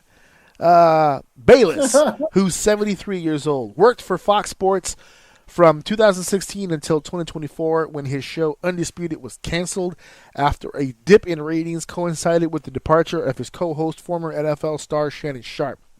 Bayless came to Fox from ESPN, where he first appeared on Cold Pizza in 2004 and eventually hosted First Take along Stephen A. Smith. Faraji worked at the Fox studios in LA from 2012 until she was fired in 2024, so she's not even new. She's been there for 12 years. For what the lawsuit says... She's probably fed up with the shits, man. She's probably been dealing with that shit her whole career. The whole time, right? Probably, yeah. Whole time. Oh, yeah. For what the lawsuit says were fabricated reasons. In addition to Bayless, the lawsuit names as defendant Spock's. Why do I keep saying Spock's? You got Star Trek on the brain. I don't know. Fox Sports Executive Vice President Charlie Dixon and Fox host Joy Taylor. That's the one that it's funny. Skip Bayless, 73 years old, married, by the way, isn't even being dragged for this. Joy Taylor is being dragged for this. We'll read on. The lawsuit alleges that Dixon made an unwanted pass at Faraji during a birthday party for Taylor at the Hollywood restaurant in 2017. Faraji told Taylor about the episode, but Taylor responded by saying, "Get over it," pointing out that herself only had her job because of Mr. Dixon, and that Miss Faraji only had her job because Miss Taylor requested her, and she warned that Mr. Dixon could take both away. According to the lawsuit, which also details at length an alleged ongoing affair between Taylor and Dixon, as well as romantic relationship between Taylor and another co-host, Emmanuel Acho, the former Buffalo Bills player, who is now a co-host of the show, they've been fucking. She's fucking the guy in charge. She's making headway here. She's climbing the corporate ladder, one gulp at a time. It says here, at one point, Bayless requested that Faraji give him a haircut once a week in the makeup room. Soon after the weekly haircut started, Mr. Bayless began finding excuses to touch Miss Faraji. The lawsuit states he would give her lingering hugs after each haircut, putting his body against her own, pressing against her breasts. He then began to kiss her on the cheek. Miss Faraji was uncomfortable by the physical contact. It would make excuses to leave. Go ahead. We call those the lubbies in my house. Yeah. she was just getting some lubbies, dude. This is starting to sound like one of those romantic smut books. Let's see. Something with long hair and a horse. I don't know. One of those books. In July of 2021, the lawsuit states Faraji explained to Bayless that she was undergoing biopsies to determine whether she had cancer. Mr. Bayless then Mr. Bayless then grabbed her hands, began kissing them, and offered her $1.5 million to have sex. What is the timing on that? No, that is not time. That is called an opportunity. Oh my God! Yeah. Listen, you're not going to live for long. Look, you want that cancer gone? Would you suck this dick? No, sex. Crazy. No, sex. No. He didn't ask for a blowjob. He didn't ask for a blowjob. He wants sex. You've got to lay down and give that pussy up if you want this cancer out. Do you love your family? Do you want to see them more? Listen to the defense that she has. Offered her $1.5 million to have sex, according to the lawsuit. Approximately 1 week later, Mr. Bayless made another advance at Miss Faraji, as Miss Faraji responded, "Skip, stop, you have a wife." Oh no! So apparently, it's not fucking news to anybody around here that he's married as fuck. He's just like, she's telling him, I'm getting biopsies done. They're testing some tumors to see if I have cancer. He's like, oh, that's sad. Anyway, let's fuck. Yeah, you're married. Yeah, but she's old. Yes. I want young pussy. Yeah, young pussy is good pussy. Even if it has. Imagine, like, he found out she did have cancer, so he blew the pussy to, like, almost like trying to get lint off. Yeah, get that cancer off. Like that, and then we just in July 2021, the lawsuit states Faraji explained to Bayless that she was undergoing biopsies to determine whether she had cancer. Mr. Bayless then grabbed her hands, began kissing them, and offered her $1.5 million to have sex. I read that. I was just reading that again. Bayless, who hosts his own podcast, The Skip Bayless Show, on YouTube, married Media relations expert Ernestine Scalafini. Okay, yeah, he's not trying to fuck anyone named Ernestine. I've never seen a female name to make a dick softer than Ernestine. I get it. Yeah, but for what it's worth, that name sounds like it got some money attached to it. Oh no, there's definitely some prestige there. That's for sure. That's a hell of a name. That's a professional name. That's a Stein. A Stein. Stein's got money though. Oh yeah, that's the first name. Scalafini. Oh. That's an Italian name, son. Hold on a second. That's Italian. That's Italian right there. They got married in 2016, and he's already wandering around. So there you go. Scalafini co-wrote a book with Bayliss published in 2019 called Balls: How to Keep Your Relationship Alive When You Live with a Sports-Obsessed Guy. Wait. I want to put this into perspective. She wrote a book and called it Balls. Balls, yes. How to Keep Your Relationship Alive When You Live with a Sports-Obsessed Guy. That was in 2000. Get it? Balls. Yes, and now men have balls. And now sports, 5 years, balls. 5 years later, we find out that she was not able to keep the relationship alive. So I guess that book is meaningless. Hold on. Is she divorced? Wait a minute. Are they divorced? No, they're not divorced. But okay, I just thought about still something. Alive, then, maybe. I just thought about something. Hold on. What if in the book she admits that she knows about the infidelity? That's how she spices it up. Oh, she likes to watch it.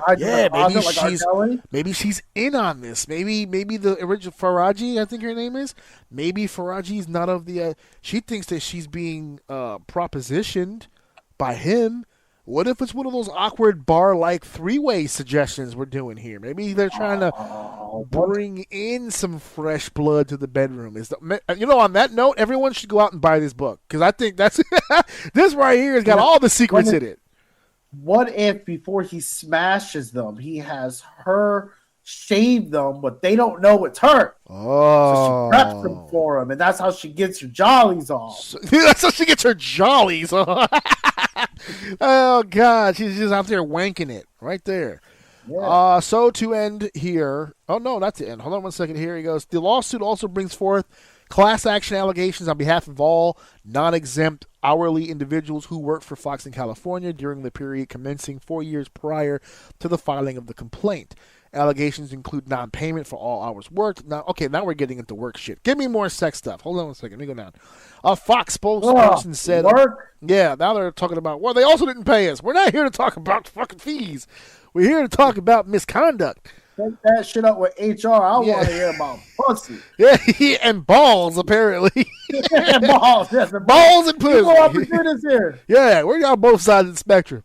A Fox spokesperson said of the lawsuit, we take these allegations seriously and have no further comment at this time given the pending litigation. That sounds nice. Taylor hosted on Monday, but did not discuss. Oh, so apparently Joy Taylor is still on the show. By the way, Joy Taylor is the sister of football player Jason Taylor. That was why people always just assumed she had the job in the first place. Now we're finding out differently, aren't we? Sharp did respond. She earned it by herself. Yeah. So Taylor, yeah, she did. She all that hard work got her the position she was actually. Hard work. It was actually several other positions that got her into the position she's in now. And she bent over backwards. Yeah, exactly. Yeah, she gritted her teeth to get to the top. Taylor did host her show, a show on Monday called Speak on FS1, but she and her colleagues, Keyshawn Johnson, Paul Pierce, and Michael Irvin, didn't discuss the lawsuit during the 2-hour episode. Sharp did respond, answering a fan question during his and Chad Ochocinco Johnson's Nightcap podcast about the elephant in the room. Now, before I read what Shannon said, we all know that Unc got a loose mouth. And secondly, he's in there with Chad Ochocinco, so anything could be said at this point. I kind of low-key like that podcast. I do too. I love their. They be saying Those are some two weird. minds that I want to hear talk about football. They be saying some real shit, even when it's not football. Like they be saying some real shit. But here's what Shannon. And they respect each other. They do. Chad Ochocinco seems like he has a respect for Shannon. That's they were dogs. They were dogs. Those two players right there. Yeah. Come on, man. It's a really good podcast. Those are gridiron greats right there. But here's what Shannon had to say. In those 42 pages, it doesn't mention that Shannon Sharp did anything but y'all want to get clicks, so y'all mention me. Ooh, damn straight. Damn straight. Listen, Shannon Sharp's been through enough. They caught his ass a huffing and a wheezing through his sex shit, and then he was busting down some cheeks not too long ago. Oh man, he was clapping it like nobody's been. He gave that pussy a standing ovation. He was in there just. Yeah, he went full stallion in that shit. He was like, he was full stallion in that pussy. Hell yeah, he was in there just fucking going off. You know, he was a Denver Bronco. I'm just saying, not for nothing. Yeah, he lives it. He lives that shit, man. Dies with the blue and orange, baby. Yeah. not only was I on the Broncos, I am a Bronco. He was just hit the floor. She said, "Oh my Lanta." Oh my Lanta. For all you Full House fans out there. So that's what's going down over at Fox Sports. They are here fucking and sucking. That's what's going on. That's what man. They've been doing that. Shit, everybody's been doing that. Everybody gets down with that shit these days. We're not even going to sit here and try to act. Niggas is sleeping if you're still shocked by that stuff, man. Oh man. So again, it's still out in like they said, still out in litigation. There's no formal announcements on where this is going to go. So far, it's just a filing for court for a lawsuit. Obviously, the host and everybody who is involved is going to play it close to the vest until the court cases come out. Normally, lawyers always tell people don't address this shit until it's all out there and you have a chance to defend yourself. So we'll see. There are people out there, who cares if she's out here fucking and sucking? It's her body. It's I ain't nobody give a shit who she fucking. But you fucking to get your job. That affects other people.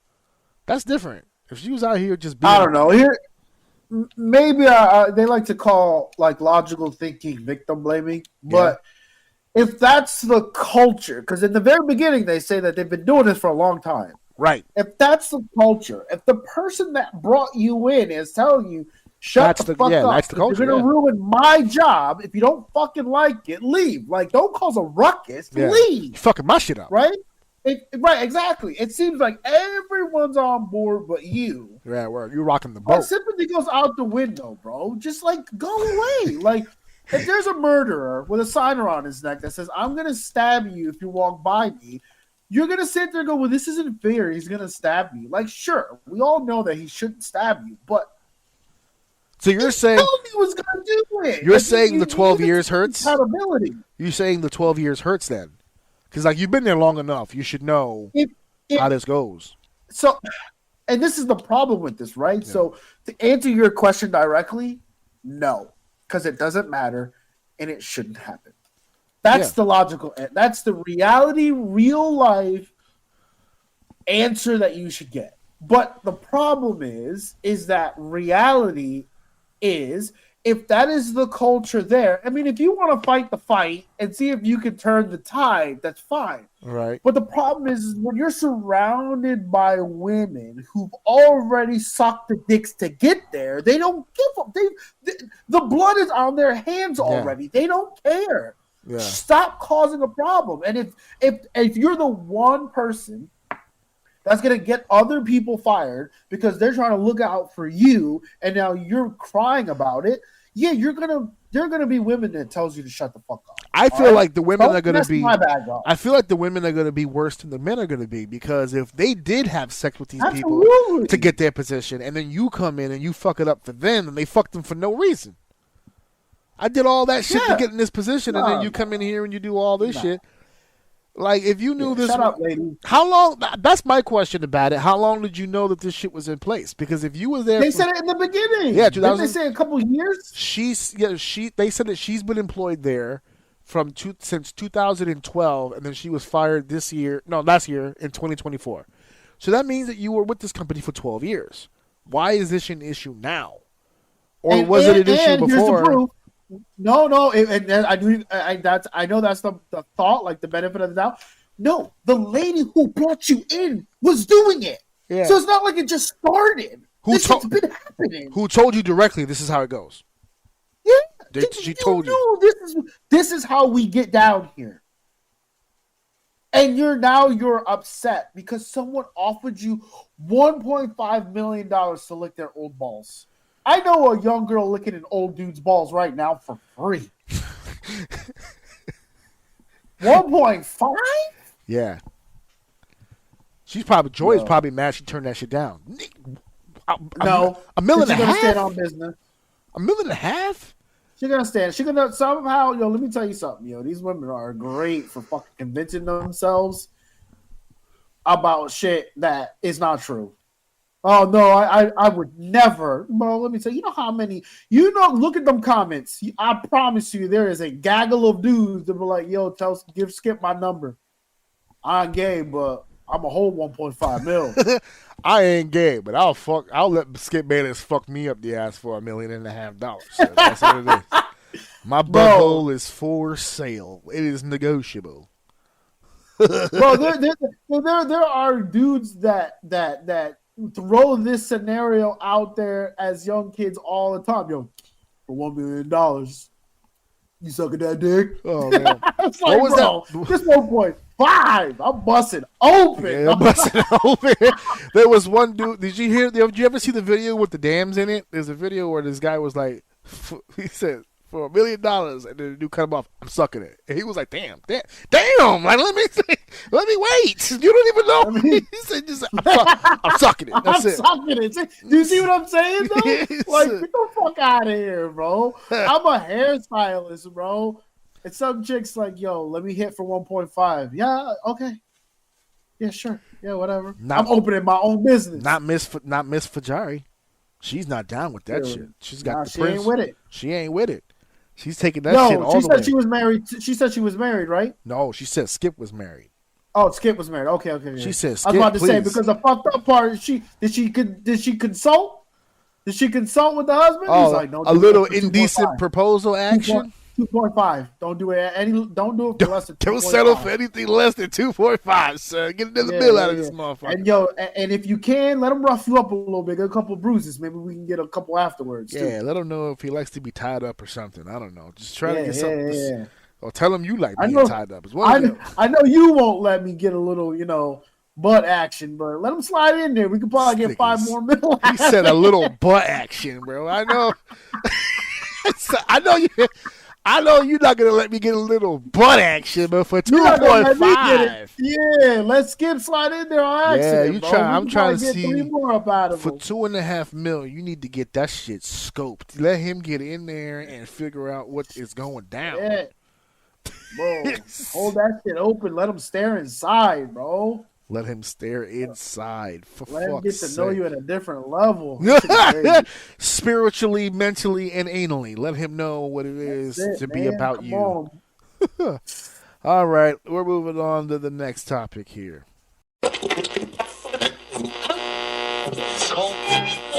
Segment 4 is finally here.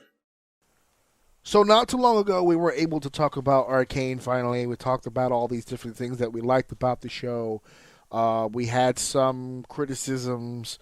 One of the things I wanted to clarify, because I had a buddy of mine who listened to what we said about Arcane, and he was like, I don't get it, because both of you said that you liked the show, but then when you started doing the critiquing was more than the parts that you liked. Like, did you even really like the show then? And I was just like, no, I fucking love it. I fucking love the show. If anything, and I tried to clarify, that's why I wanted to say it here. I tried to clarify. If anything, your criticism of it feeling very rushed and the characters, they'll start things with the characters and then not finish them or whatever the case may be. Our only real criticism, if you listen to it and you go back, is that we didn't get more of it. Like, you didn't flesh it out. Like, we want more episodes so that it makes more my hair sense. a little bit. Call me a bitch. That's what I'm trying to say, man. Like, slow that shit down a little bit. Oh, yeah. So, like, I personally love the fucking show. I didn't get a chance last time to say it. I want to say it here. The fucking soundtrack. Because what we're going to talk about now, it fucking did it to me again. Like, the trailer? The fucking song in the trailer. I'm like, bro, why do they keep fucking doing this to me? Who are these people that they're finding that has all of this beautiful music that just fits in so well with what they do. First and foremost, Season 1 for me for Arcane was a very impressive season, obviously. It was a lot more character-based than when we got all that action in 2. The music in Season 2, holy bejesus. I mean, Pinkertown, Blue, Remember Me, Come Play, Sucker, all the way, Hellfire, every fucking track. I was like, oh my God. I've never. The bottle normally says if you hold an erection for longer than 4 hours to seek medical attention, but leave me alone. I'm staying hard for this. I want to die like this. Yeah, this is how I want to go, baby. Stiff with these headphones on, just jamming. So, the music was good, man. Music was good. It completely fit, I felt, with the story. And so, I mean, guys, go back. I'll clip it for the YouTube because I'm in the middle of clipping things for YouTube now. I'll address that again at the end of the show as a reminder to people. But yeah, I'm clipping things out, some of our segments to go directly to YouTube. So you guys are going to get a chance to listen to the Arcane thing again. But we're not here today to talk about specifically Arcane, but to talk about what's next. And I think the last time we talked about Arcane, you broke it down very, very cool. Like it made me more. I left Season 2 frothing at the mouth. I wanted more.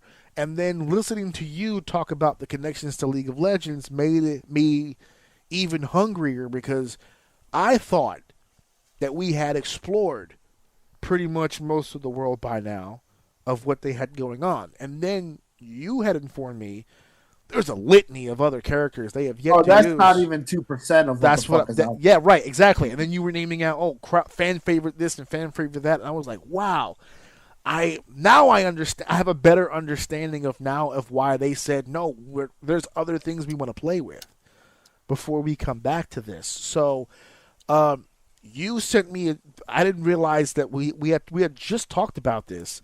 I didn't realize that quickly that we were going to have to but we were going to get a trailer already from Welcome to Is it Noxus?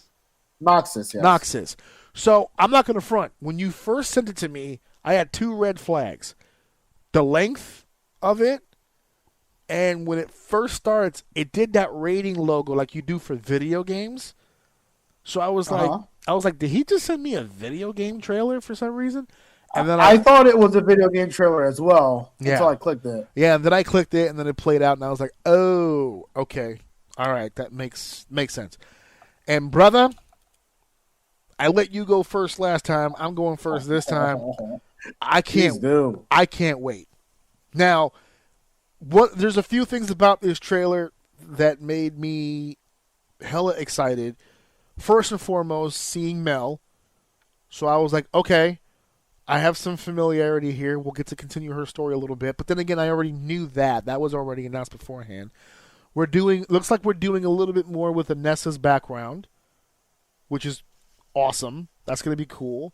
I got introduced to... going to tie up some loose ends there. Yeah, they'll probably... If for nothing else, to connect it to something else that they're going to be doing in current time in Noxus. And then I got introduced to 2 new characters who were beating the teetotal shit out of each other. Oh, my God! So explain to me the big wolf guy and then the guy with the ice axe. What are the names? How does that work between these two? He's not a wolf. He's like a... I guess like a gnoll, like a gnoll, like a. No, I don't want to say goblin. He's not like a goblin. He's like a. That's the tallest goblin I've ever seen. I guess. It's hard to explain. Like it's not a. It's hard to explain. He's more like a Bigfoot. Like I really don't know how to fucking explain it. What he is, but he's more like a troll. Like a troll than like anything else. He's bigger, as you can see. Yes. So what about the guy with the ice? So the ice. Who the hell were you referring to then? There's a guy. He picked up his axe and it started frosting on it. Okay, I'm sorry. Yes. I'm sorry. The guy with the ice. That's what I'm talking about. This is sorry. I'm like. See, and this is the thing that annoyed me. This is why I'm trying to. Hopefully, I can convey it better here. They need to tell the story at a good pace because they gave us a full fight theme from two people that are this is good. This is nuts. That scene in the trailer alone was like a damn near full fight scene. But so the guy with the axe is Darius. Darius is he's like a warrior of the military. So he's like a head military guy. Okay. And very, very, very strong Noxus warrior, renowned. And he was fighting Trundle, which was a see, and this is what I mean about the lore. I was telling you before. It's like so I could be off in some of this explanation, but I'm trying to give you like the general idea. So Got you. He's from Freylord, which is the frozen area where you have. I don't know if we're gonna see him, but we have famous people like Trendemir, who's from there. Very big name people love. You have Trundle that you saw fighting with the Ice Club. You have Ash, which is like I think like the queen of the area, right? Like you have Ash, and then I believe Trendemir, if I'm not mistaken, is like her protector. If I'm not, you have Sejuani, which is another like these characters. I just can't wait to see if they're in here. But they showed us Trundle, and it's cool. The cool part about this is that you're getting excited watching it because you're like, this looks really cool, right? Right. But when I watch it, I'm seeing something completely different. I'm in the room at work because I watched it at work when I was in my little room that I like where my inventory stuff is. I'm watching. I'm like leaning over thinking. I'm like, and when he did that part where he bit him, yeah, I fucking lost my mind because one of his strong abilities is a bite. He literally bites you. That's awesome. So when he throws his axe, which is a little extra sauce, right? Mm-hmm. He froze his axe and made him drop it. When he got up close to him and they were fist fighting, he fucking bit him. I lost my shit, dude. I was like, oh my god, he fucking killed him, dude. He fucking killed him. So I was just going nuts. And he does things where he like pulls ice blocks out of the ground to slow you down. Like that's in-game stuff. I don't know what he's actually gonna do here. Maybe they'll switch it where like his club has the freezing power as opposed to the thing that he lifts out of the ground. So the thing about freezing the axe is kind of similar to like his abilities or his kit, as I was saying earlier. So that scene, I went fucking nuts. Then they zone into like this one character's face, and if you pause it, I pause this shit a lot. When you pause it, you saw spider legs in her eyes, and I said, "Get the fuck out of here! Is it Elise? It's Elise!" And then you see the dancing scene. And I saw the fucking dagger hit the ground. I'm like, oh shit, Katarina too. I don't know who she was going after. I couldn't tell who that was. I don't think it's Jane. I rewound it like a million times. I could not see who it was. But she was trying to assassinate somebody. And Elise came down, the Spider Woman, and protected him. I'm like, oh my God. And now they're going to. And then another scene happened where she's fighting, right? And this is what I'm talking about. Oh my God. This is going to be so good. So they're fighting, and her dagger, she drops her dagger on the ground, and she goes like to the other side of Elise, right? Like she goes to the other side, and then the camera pans really quick. It's a really quick scene where the camera pans and it goes around a post. You know, like it goes from one side to the post to the other side. Yeah. But you can see like the blacks like go past the screen, and when it does it, the next frame, Katarina went from one side to the other side. That's another ability in the game. Where she can throw her dagger, and run after you and hit you.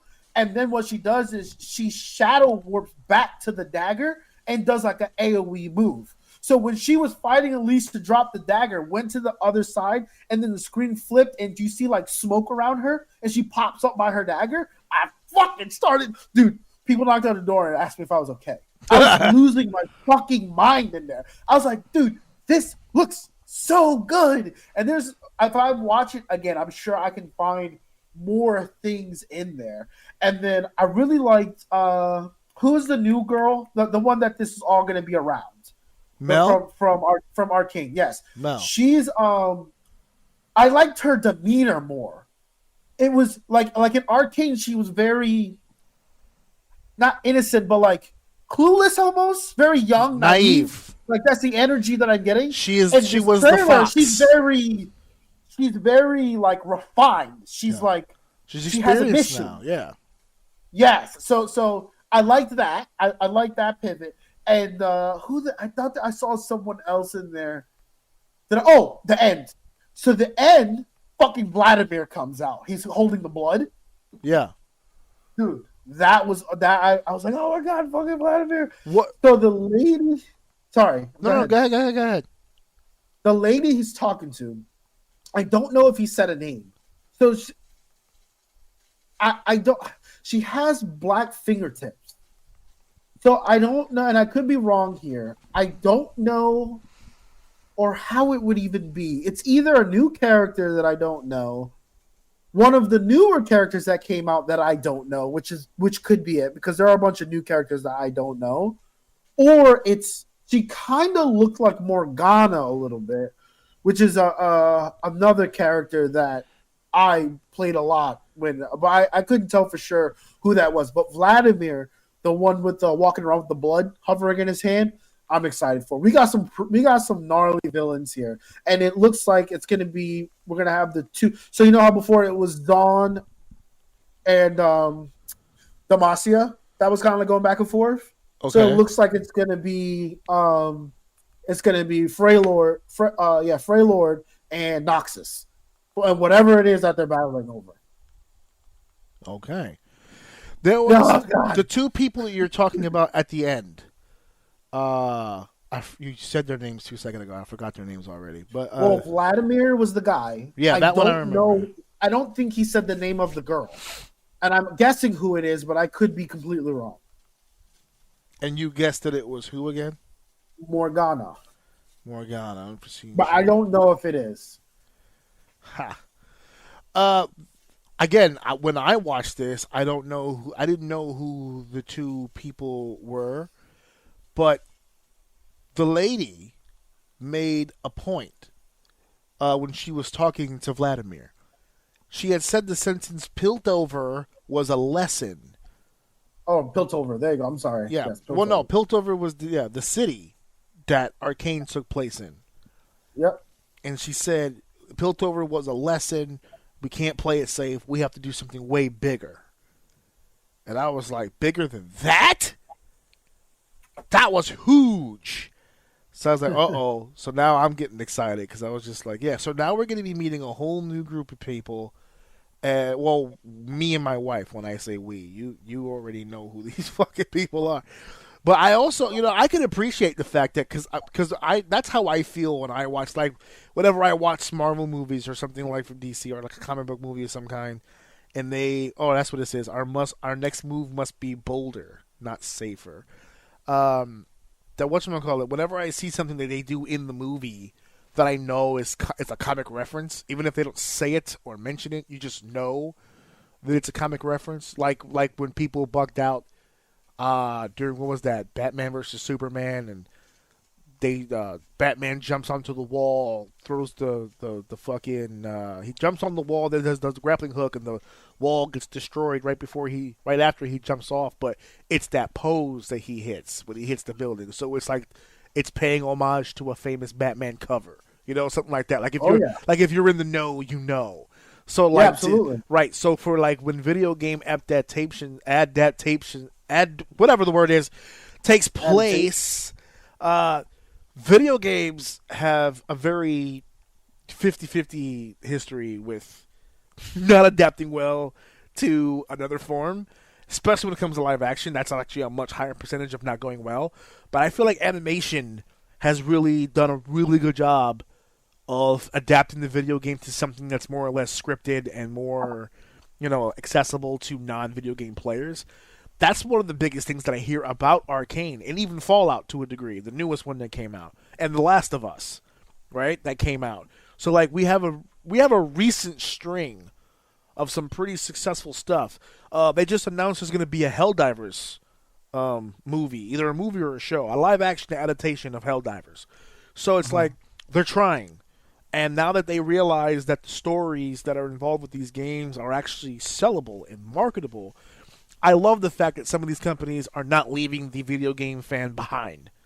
It's not like, here's these characters, but we're going to do all new shit with them to try to grab a new audience. They're like, we're doing some some customization, but we want to make sure that the regular fan also has a hand in this. So I think that's pretty cool. I like that, and I'm excited for this. Welcome to Noxus, baby. I didn't get a release date. It just says 2025. So we will see about that. So we're moving on to our next topic. It is now time for our main event. So a few weeks ago, we said that we were going to do a comparison for the week. We were going to watch January 1st, which was AEW's debut on Max, and we were going to watch Monday on Netflix. I don't even give a shit if you saw January 1st.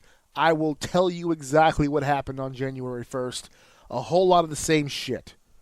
2-hour program. They opened with... This is the first time AEW is going to be on Max. They have a chance here to open the door and do something humongous. They opened with Orange Cassidy and Hangman Page. I turned the channel. I mean that literally. I went to home and I did something else. And then I went back to try to see what was after that. Okay, Shelton Benjamin and Lashley were in a tag match. That's pretty cool. I'm cruising through it. The only thing really of note that I think people took away from that episode of Dynamite was Ricochet's heel turn, which I'm having. I'm listening. I said, yeah, okay. so I'm gonna go ahead, and since I have heard this nowhere else, I haven't heard anybody say this out loud. So maybe we're first, maybe we're not. I don't know, but I'm pretty sure that AEW was the company that told me that baby faces and heels don't matter. That's passé. That's a thing of the past. People are just people. We're just going to make the decisions that we make and do what we do, and that's just going to be it. So, what's the excitement about a heel turn? You told me it didn't matter. It didn't matter. Oh, well, he's serious now. They were bitching him out. They were slapping him in his bald head. They were making fun of him, and he had it. He snapped. He took a pair of scissors and opened up Swerve's forehead and gave him a bunch of. He beat him down with a chair, and then he beat him up with some moves. And he took a pair. Change the channel. He hit Swerve with a pair of golden scissors. They opened him up, right? So he's stabbing a motherfucker in the head with scissors multiple times. And the reasoning I'm being told is because he has snapped, he's become psychotic, and he's doing crazy shit to this motherfucker's skull. That's what I was told, right? That's the story they're telling me.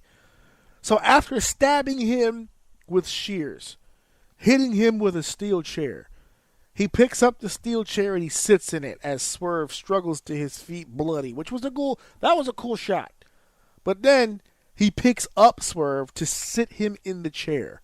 And he builds. And he charges up in the corner. And he does a running clothesline. And I just said, what the fuck am I watching? It's like hitting a motherfucker with a bus, backing him over with the bus, and then just for good measure, stepping on his pinky toe. Yeah, just that makes sense. With your fucking equilibrium. Fuck you. That's it. That sums up Dynamite. Every single fucking time I try to sit here and watch an episode of Dynamite, it's repetitive. It's the same shit over and over. So I'm like, all right, cool. Now I know people are gonna hear that and they're gonna go, well, so you watched the other channel and all they did was fucking talk all night. So you hated that episode, right? Wrong. So wrong. Extra wrong. I have my pet peeves about Raw. It wasn't a perfect show. But they grabbed me. Sorry. They had a... First and foremost, you saw the episode, right? Yeah. Okay, so they had a cold open to start the show. And I wanted to kind of pick your brain about this. I wanted to kind of pick the audience's brain about this. Because I'm listening to the cold open video, which was a dope shot. It was the screen, and then the screen falls, and it's Triple H in the middle of the ring, and the fans are going nuts. It was a great shot. But the cold open, when they were doing the painting, and they're painting all this stuff on the canvas and stuff, I was hearing words. that I was like, huh? Who? Wait, what? And it was like baby faces and heels and storylines, and they were using like insider terms and jargon in the package in the open. And I was like, what? What's happening here? Because that's not just a Vince thing. That's a wrestling thing. We're not supposed to be talking about that. What's going on? And they're doing the whole package deal and da-da-da. And it was a great package. I'm not going to take away from it. It was good. It was a good deal. The one thing I did say at the end of that package when they showed the canvas that was painted, I said, where the fuck are they selling that to? Because that's a dope-ass canvas. Hold on a second. That's going to sell for a lot of fucking money. And so I watched the cold open. We do the whole thing with Triple H. And I don't know. There was a piece of me that was kind of bothered by that cold open because I was just like, we ain't supposed to be talking about that. Like, and there's still that old school in me, and I was just bothered by it. I'll touch on that again when we're done with the actual show, because Triple H did a press conference thing at the end, explained the whole deal. I'll get at that a little bit, and then we open up with a wave of electricity, and here comes The Rock. Now I am not gonna front. I'm not gonna lie. I'm gonna keep it a buck. I'll always honest with you folks out there in the House of O. I always keep it. I'll keep it, as the kids would say, I keep it a buck. I keep it a hundo. Okay. Yeah. I actually was hoping an old school guy kicked this off. I would have taken anybody, to be honest with you. I don't know. I felt like with the end of the USA era, it would have been a nice bridge to just do an old guy doing a promo real quick, just thanking everybody, keeping the tradition alive, and then we slide into the next match or the first match on Netflix. So I was like, when I heard The Rock, I was like, that's the one that I kind of thought they would do. They still have a relationship. Not the guy I wanted, but that's okay. Can't always have what you want. I'm not going to be sad about it. So apparently The Rock went out there and took his sweet fucking time. And he did his promo deal, and then we get into the first match, which shocked me. I didn't think this was going to be first. But Roman Reigns, I was blown away by that. Yes, so Roman Reigns and Solo Sikoa going for. I get it. It's the prestige of it, because now Roman was the first match on Netflix. You can add that to the resume. I get it, but I was a little shocked. I was like, okay, because my concern was that was going to be a really hot crowd, no matter who came out there for that first one. That crowd was going to be fucking electric. So when they gave it to them, I was like, ooh, I hope nobody dies. Who else? Yeah, who else but those two? I said I pray for whoever's after, because I'm like, Jesus, that's going to be a tough one to follow. And they did. They killed it. They went out there and smoked it. And unfortunately, one match did die a slow death, but that was much later. And Roman wins the Ula Fala. And I realized I didn't mention this when Rock did his promo. When he came out, he did his heel entrance with the belt. But then he gave his belt to his daughters who were in the front row, and he went into the ring, and he didn't do any of his heel shit. I'm like, is this babyface Rock? Did he change back? And then later, when Roman won the Ula Fala, it was Rock who gave him who placed it over his neck and draped him with the Ula Fala. And I knew he would be involved in some way because they kept pumping the fact that he became High Chief. The Rock is now a High Chief of his tribe in Samoa. They were pumping that shit hard. So I'm like, all right, that's gonna come into hand at some point. Yeah. And they even closed the gap between him and Cody. They've made amends, him and Cody, because he's not going to be at WrestleMania. So they had to kill the angle. So they killed the angle here. No hard feelings between him and Cody Rhodes. We're moving forward. We're moving on. And then Roman defeats Solo Sikoa. I'm not going to lie. I think it was like almost 45 minutes into the show before Roman and Solo even did anything. This was dragging right here. I mean, the match was fire, but now we're dragging. Cena comes out. My wife leaves the room instantly. And listen, let me address this here and now, because I had to have this conversation with Steph. I said, listen, I know you hate the guy. Listen, he doesn't even know you exist, but I know that you hate the guy. A long-standing hatred. Folks, she's been dealing with this asshole since 2003, okay? So when she met me, That was when Cena's rookie year. She's been on this hatred boat from day one. Okay, every year. She's had some grace the last few years. No Cena. Now he's doing the retirement tour, and we were under the assumption he'd be doing it to build toward a big WrestleMania thing. And then I'm watching the show, and she walked off. And he's like, "No, my last match is in December. He's gonna do a full year, full time, or whatever his version of full time is." And my wife was like, "A year?" I was like, "Yeah, bro, a year. He's in this till December." And she wanted to kill herself. I was like, "No, don't do that. I don't have 1.5 mil to offer to another chick to get the buns again. So don't do that." But now she knows she's gonna have to endure at least one more year of the bullshit. So she's ready to go. I guess this is as close as she's gonna get to being ready. Rhea Ripley, Liv Morgan. Surprisingly, these two have really good chemistry. I can't see Liv Morgan having a good match with anybody else, which is why now that this feud is over, I assume, I actually kind of feel bad for Liv now, because now she's just going to go back to being the shits. There's nothing else she can do now. She was just carried through a godly she's been in the ring with God for several months. Everyone shines in the face of God. If this was anybody else, I would agree with you, but I don't think the chemistry comes from her. I think just Rhea has mastered the art of carrying the show. No, I'm also suggesting that Rhea. I'm not saying Liv carried that program. I know Rhea was the one carrying everything. You said they have good chemistry. I don't think it got shit to do with chemistry. I just think Rhea is good at making you think that. That's what Rhea's strong point. I'll always point out the match in Puerto Rico. That shit was way too good for what it should have been, and it's because Rhea just knows how to make people look good. So Rhea and Liv have the match. Whoever puts those matches together, they're brilliant. Liv's role in that match is very simple, and Rhea is the best wrestler on planet Earth. I keep saying it to y'all every fucking time. She is the best wrestler on planet Earth. If she had a dick, she'd have been multiple-time world champion by now. And the only reason she's not without the dick is because y'all motherfuckers won't let her do it. Otherwise, she would. If she had the dick, she would have been the one that took it from Roman. Yeah. Like, without a question. Without question. Without question. You know, we were like, who's going to win it? Rhea. Yeah. It's just a matter of when. Just think of how hot Rhea was going into WrestleMania 40 when he did drop the belt. That would have made $1 million worth of sense. Yeah. Think of that experience we had, but instead of Coda, it was Rhea. Oh, like without the dick, just right now, like that would have been fire. There's a lot of dick and ball conversation on this show today. This is an episode. Yeah, this episode is crazy.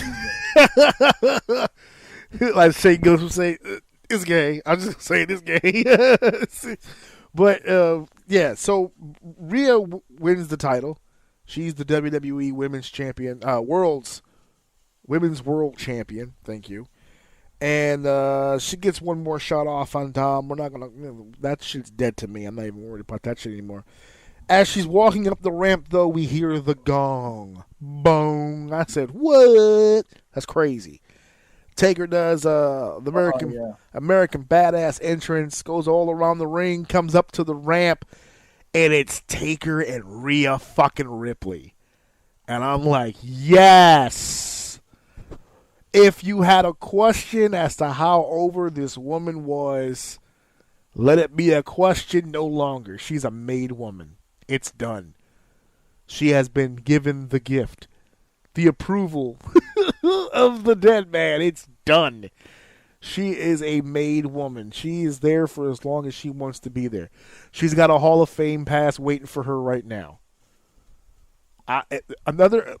Mark my words on what I'm telling y'all. 2 years from today, we're going to be calling her the greatest women's wrestler of all time. And she's going to start creeping into some conversations as far as wrestlers regardless of gender. She is too fucking good.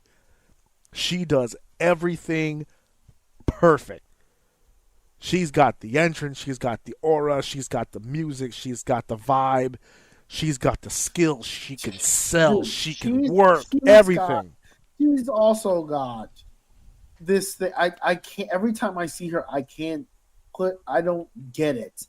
But she does this thing where she blends like masculinity with femininity, and it's so fucking weird. She comes out slow. She's got the broad shoulders. She comes out, looks buff, looks like she's been working out, right? Like very masculine. But then she'll like wave, or she'll switch her hips a little bit, and you're like, oh wait, no, that's all woman, baby. That is all woman. She's got the aesthetics, man. She's got the ring, and I'm pretty sure I would like to think she calls all her matches. Oh, she'd have to at her size. Yeah, because she's as a babyface, she's dictating most of the match. So yeah, she's calling cutoffs, she's calling hope spots, she's doing all that stuff, even for herself. So and the cool thing is I honestly believe that a lot of people are on board too, because this says a lot too. And what's her face? The fucking goddamn it! Why does my brain do this with names? Liv Morgan. Yeah. With Liv Morgan is proof to this. Is where it's like, I really truly believe that the roster is behind listening to her. Like, I don't think there's a person that goes in that ring and tries to even like they look for her to call the match. That's what it feels like. Yeah, like no one is trying to call a match with her. They know it's going to be fire if she has control. And they should listen. Take the ride. Just sit back and enjoy the ride. That's it. Just get on her back and let the stallion take it to another winner circle right there. Speaking of ride, the American Badass, huh? We got the gong, but we got American Badass. You see that? Dude, they did the double pose with the glare back. Oh, perfect. He told her to do it too. Yep. That's the only man that'll make that call. He made the call there. He was like, you could see him kind of be like, all right, turn to the camera. Yeah, and they both just kind of like fucking killed that pose. That was good, man. We got some bullshit in between. And then we get to Drew McIntyre and Jey Uso. And when you want to talk about a match dying a fucking death, that crowd did not give two fucks about Drew McIntyre and Jey Uso. And I got to tell you, the best part of that match happened way before the bell rung. It was Monday Night Marijuana, baby. Weed finally made its Raw debut. Oh, yeah. After all of its backstage success, it finally made its way onto TV. Oh, he must have been butthurt like crazy. I've been pitching that gimmick for years, brother. That shit was... And it's not even like subtle, like he had it in his hand or whatever. Travis Scott comes to...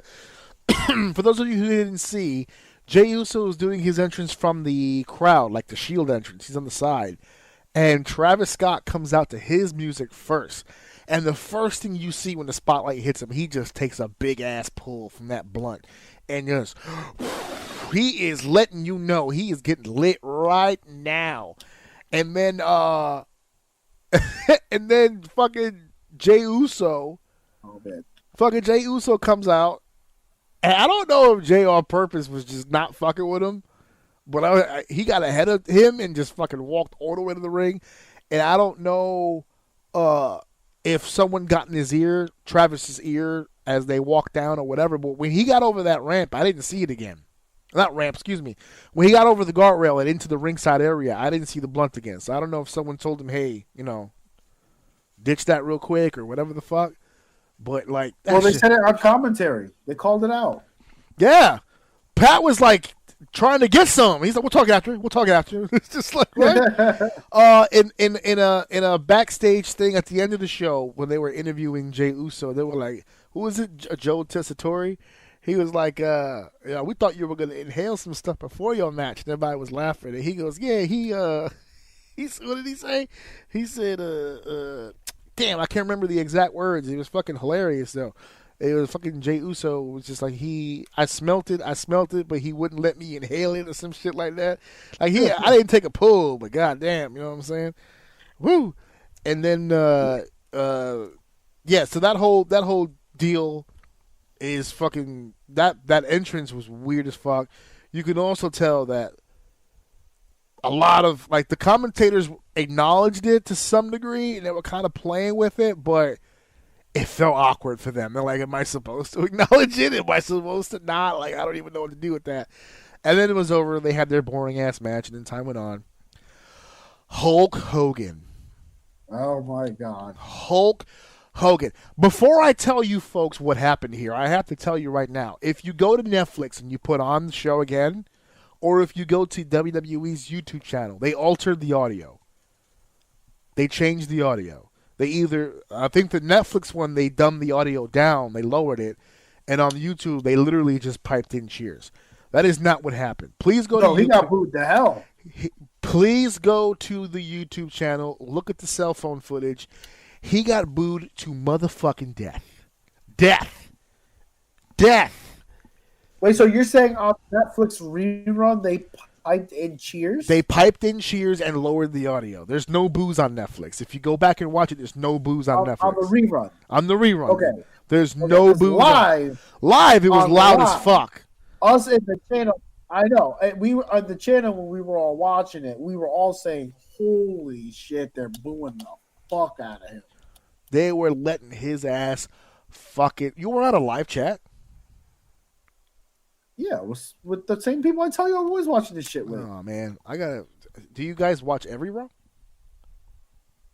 Well, especially now. Yeah, remember I told you that sometimes we waited like really late at night to watch it because we would watch it on the West Coast. Yeah. We don't have to wait anymore.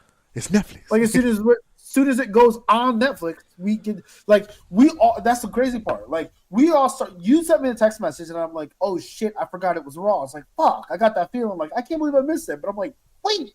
So I went to Netflix and it said start from the beginning. I was like, let's go. So I started watching it. And I said what I said to you to them. I wasn't on there, right? Because I assumed they were already watching it. So I texted him and said, how does it feel to not have to wait so late to watch Raw? You can just watch it. Yeah. And he was like, dude, get on here. We've been watching it. And I'm like, I'm behind you guys, so I'm just going to whatever. So I had hopped on because I put the baby to sleep and I came back out to continue. And it just so happened that they had to take a break. He had to go somewhere. So they left and came back. And when he came back, I realized we all stopped at the same spot. So I logged into here and he just pressed play on his thing and we continued. We could never do that before. Dude, that was so good, man. Oh, God. I love Netflix. Hogan got booed to bejesus and back. And let me just say, there was a Facebook post that I saw that was perfect because it put Hogan and Undertaker, a shot from both of them on Raw side by side. Because a lot of white people, for the most part, thought that he was getting booed because of his Republican shit, right? That he did the Republican convention. He was a Trump supporter. He did the thing with Kobe Covington for the entrance for UFC, who was a big Trump guy. He's Republican. He's red through and through. And people were like, oh, L.A. is a liberal city. They just didn't like him because of his Republican shit, blah, blah, blah, blah, blah. And then someone pointed out, because they put a picture of him next to him and Undertaker, Taker is just as red and just as pro-Trump as him. He had Trump on his podcast and interviewed him. He got cheered out of the building. Absolutely, because it's Undertaker. Right? Yeah. Hogan, on the other hand, the blacks don't feel the same way the whites do. They were like, nope, still haven't forgiven you for the racist bullshit. Sorry. Just because you sat up there with old Token Titus doesn't mean that we forgive you. And they let him fucking have it. Crazy. They let him fucking have it. And the thing is this, I have this question to ask. We can't answer it, but it's a question that I'm going to put out there. Saturday Night Main Event that happened in Long Island, they didn't show any Hogan footage. The whole point of that show was for Hogan. That's why they invented it in the 80s in the first place, was for Hogan. He didn't make an appearance. There was no mention of him. There was no clips. Nothing. He was completely off that program. And if the ideology was, we're going to be in New York, let's not do that, then why the fuck would you do it in L.A.? That's West Coast us. That's the same fucking, it's like George Lopez, it's the same thing. It's the same thing. You know what I'm saying? I don't know why you would do that. But they did it. And you know what's so funny? They booed him so hard that a bunch of people went on social media and actually apologized to Jimmy Hart. They were like, "Oh, we're sorry, Jimmy. We're sorry you had to be caught up in all that. You out there Caught with your stray, friend. whatever. But yeah, you caught a stray, brother. That wasn't for you, Jimmy. Hey, that wasn't for you, but that was you for should have your. been out there, bro. That was you got to watch who you associate with, brother. Yeah. Be careful with that. Yeah. And then Friend of go ahead. Hello. Hey, a friend of the op is the op. Just saying. Yeah. Listen. What? Yeah, can you hear me? Yeah, friend of the op. I said a friend of the op I is the heard. op. I'm glad you said it twice. Yes, sir. All right. Let them know in the back because I don't think they heard Talk you. your shit, King. A Talk friend, your shit, King. a friend of my op is a motherfucking op. Period. Son. Cast it straight, baby. You've made your fucking decision. You are there. That's it. Definitely. So Welcome. our main event, obviously, Rollins and Punk. They tore it up. Punk with the clean win. A lot of people very baffled by that. People were like, really? But in all fairness, this does two birds with one stone. We're still leaning towards a very big WrestleMania match for Punk. He needs the win. And B, Seth's been teasing a heel turn for a while now. This could definitely be fuel for that. So I actually like the ending. I don't like the fact that it took the two GTSs and the fact that I think Punk took his own GPS and then Punk gave him his own curb stomp. And everyone's just murdering and spamming these finishing moves. I don't know about that, but the actual... It was a WrestleMania-like moment, so... Yeah, that's what it felt like, yeah. Because for some reason at WrestleMania, I could ignore all that. But, like, on I Raw, saw that as that because of the Netflix thing. Yeah. I saw. I agree with what you're saying. Yeah. But I'm gonna let it slide. It was a special day.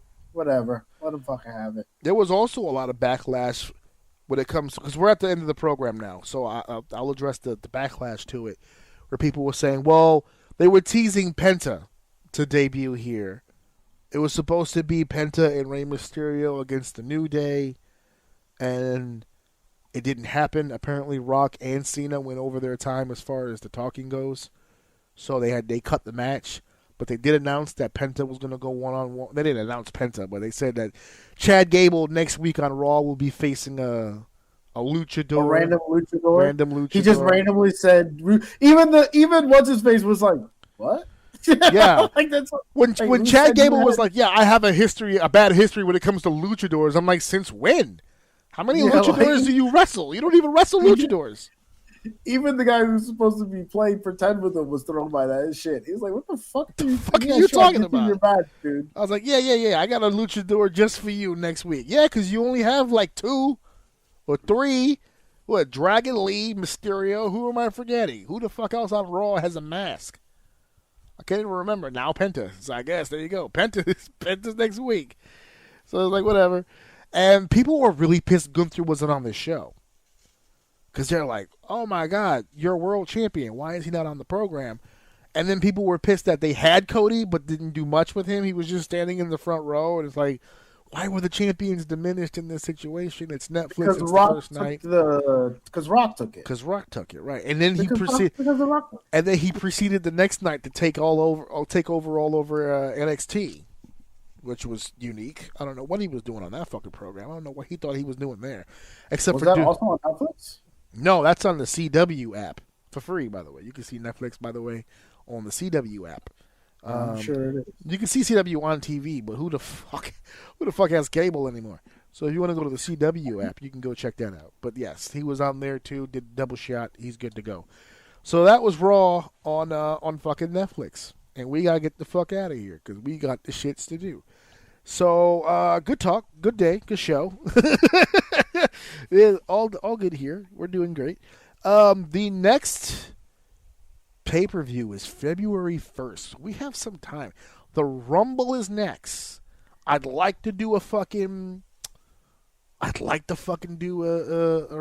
for that.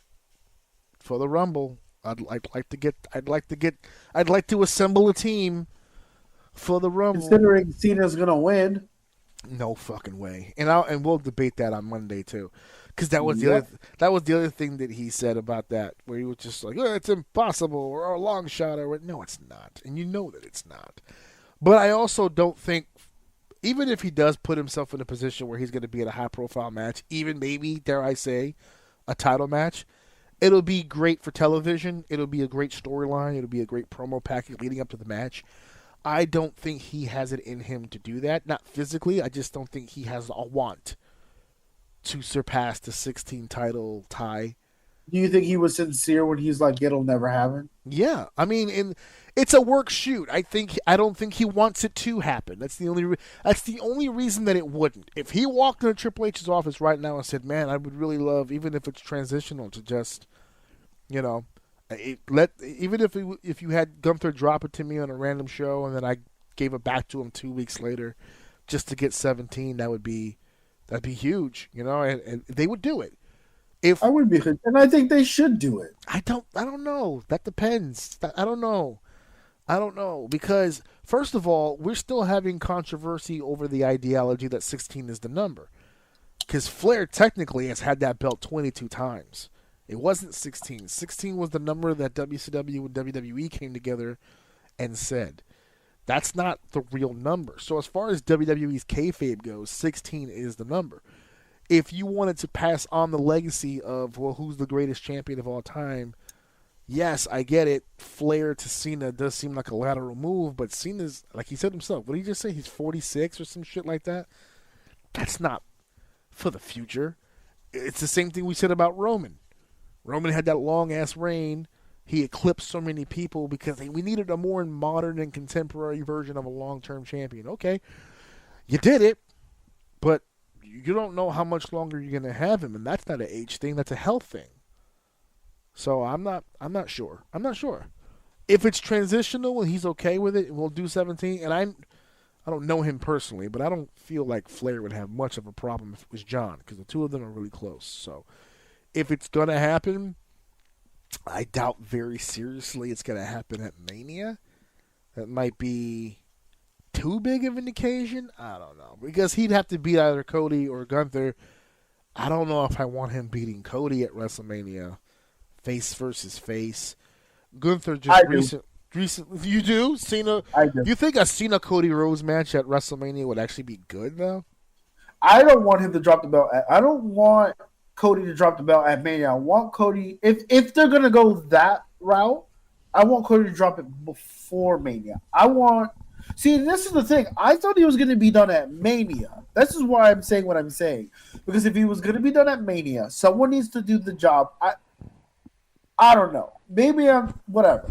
I think someone should do the job for him. He should go into Mania and drop the belt. I'm thinking one of those two. I would say Cody drops the belt to Cena. That's not a L. That doesn't hurt him. And then we somehow transition to Punk, and then we can run a Punk Cody with Punk as champion. And if that happens, which I don't think it will, this is what I think should happen. But like, if that were to happen, to give Cody another run back, not that he's going to have the belt, I think it would be very difficult for Cody to convince the fans that he should be champion over Punk. Ooh. So that would be interesting. I don't. If they were to do that, let's just say they were to do that, and Punk ended up with the title, Cody can't get that back. I just think Punk is a renowned champion back when he was a dickhead. The fact that he's like his run that he's having right now, I don't see him dropping that belt, dude. That would give him that moment. We have a lot of ideas to play with when it comes to WrestleMania. This feels a lot. Last year, we felt like we had a lot of options, and we were gridlocked with most of it because we knew The Rock was going to be in something. We don't have that this year. This could be. There's a lot of moving pieces. We don't know that yet, but that Rock is out. Yeah.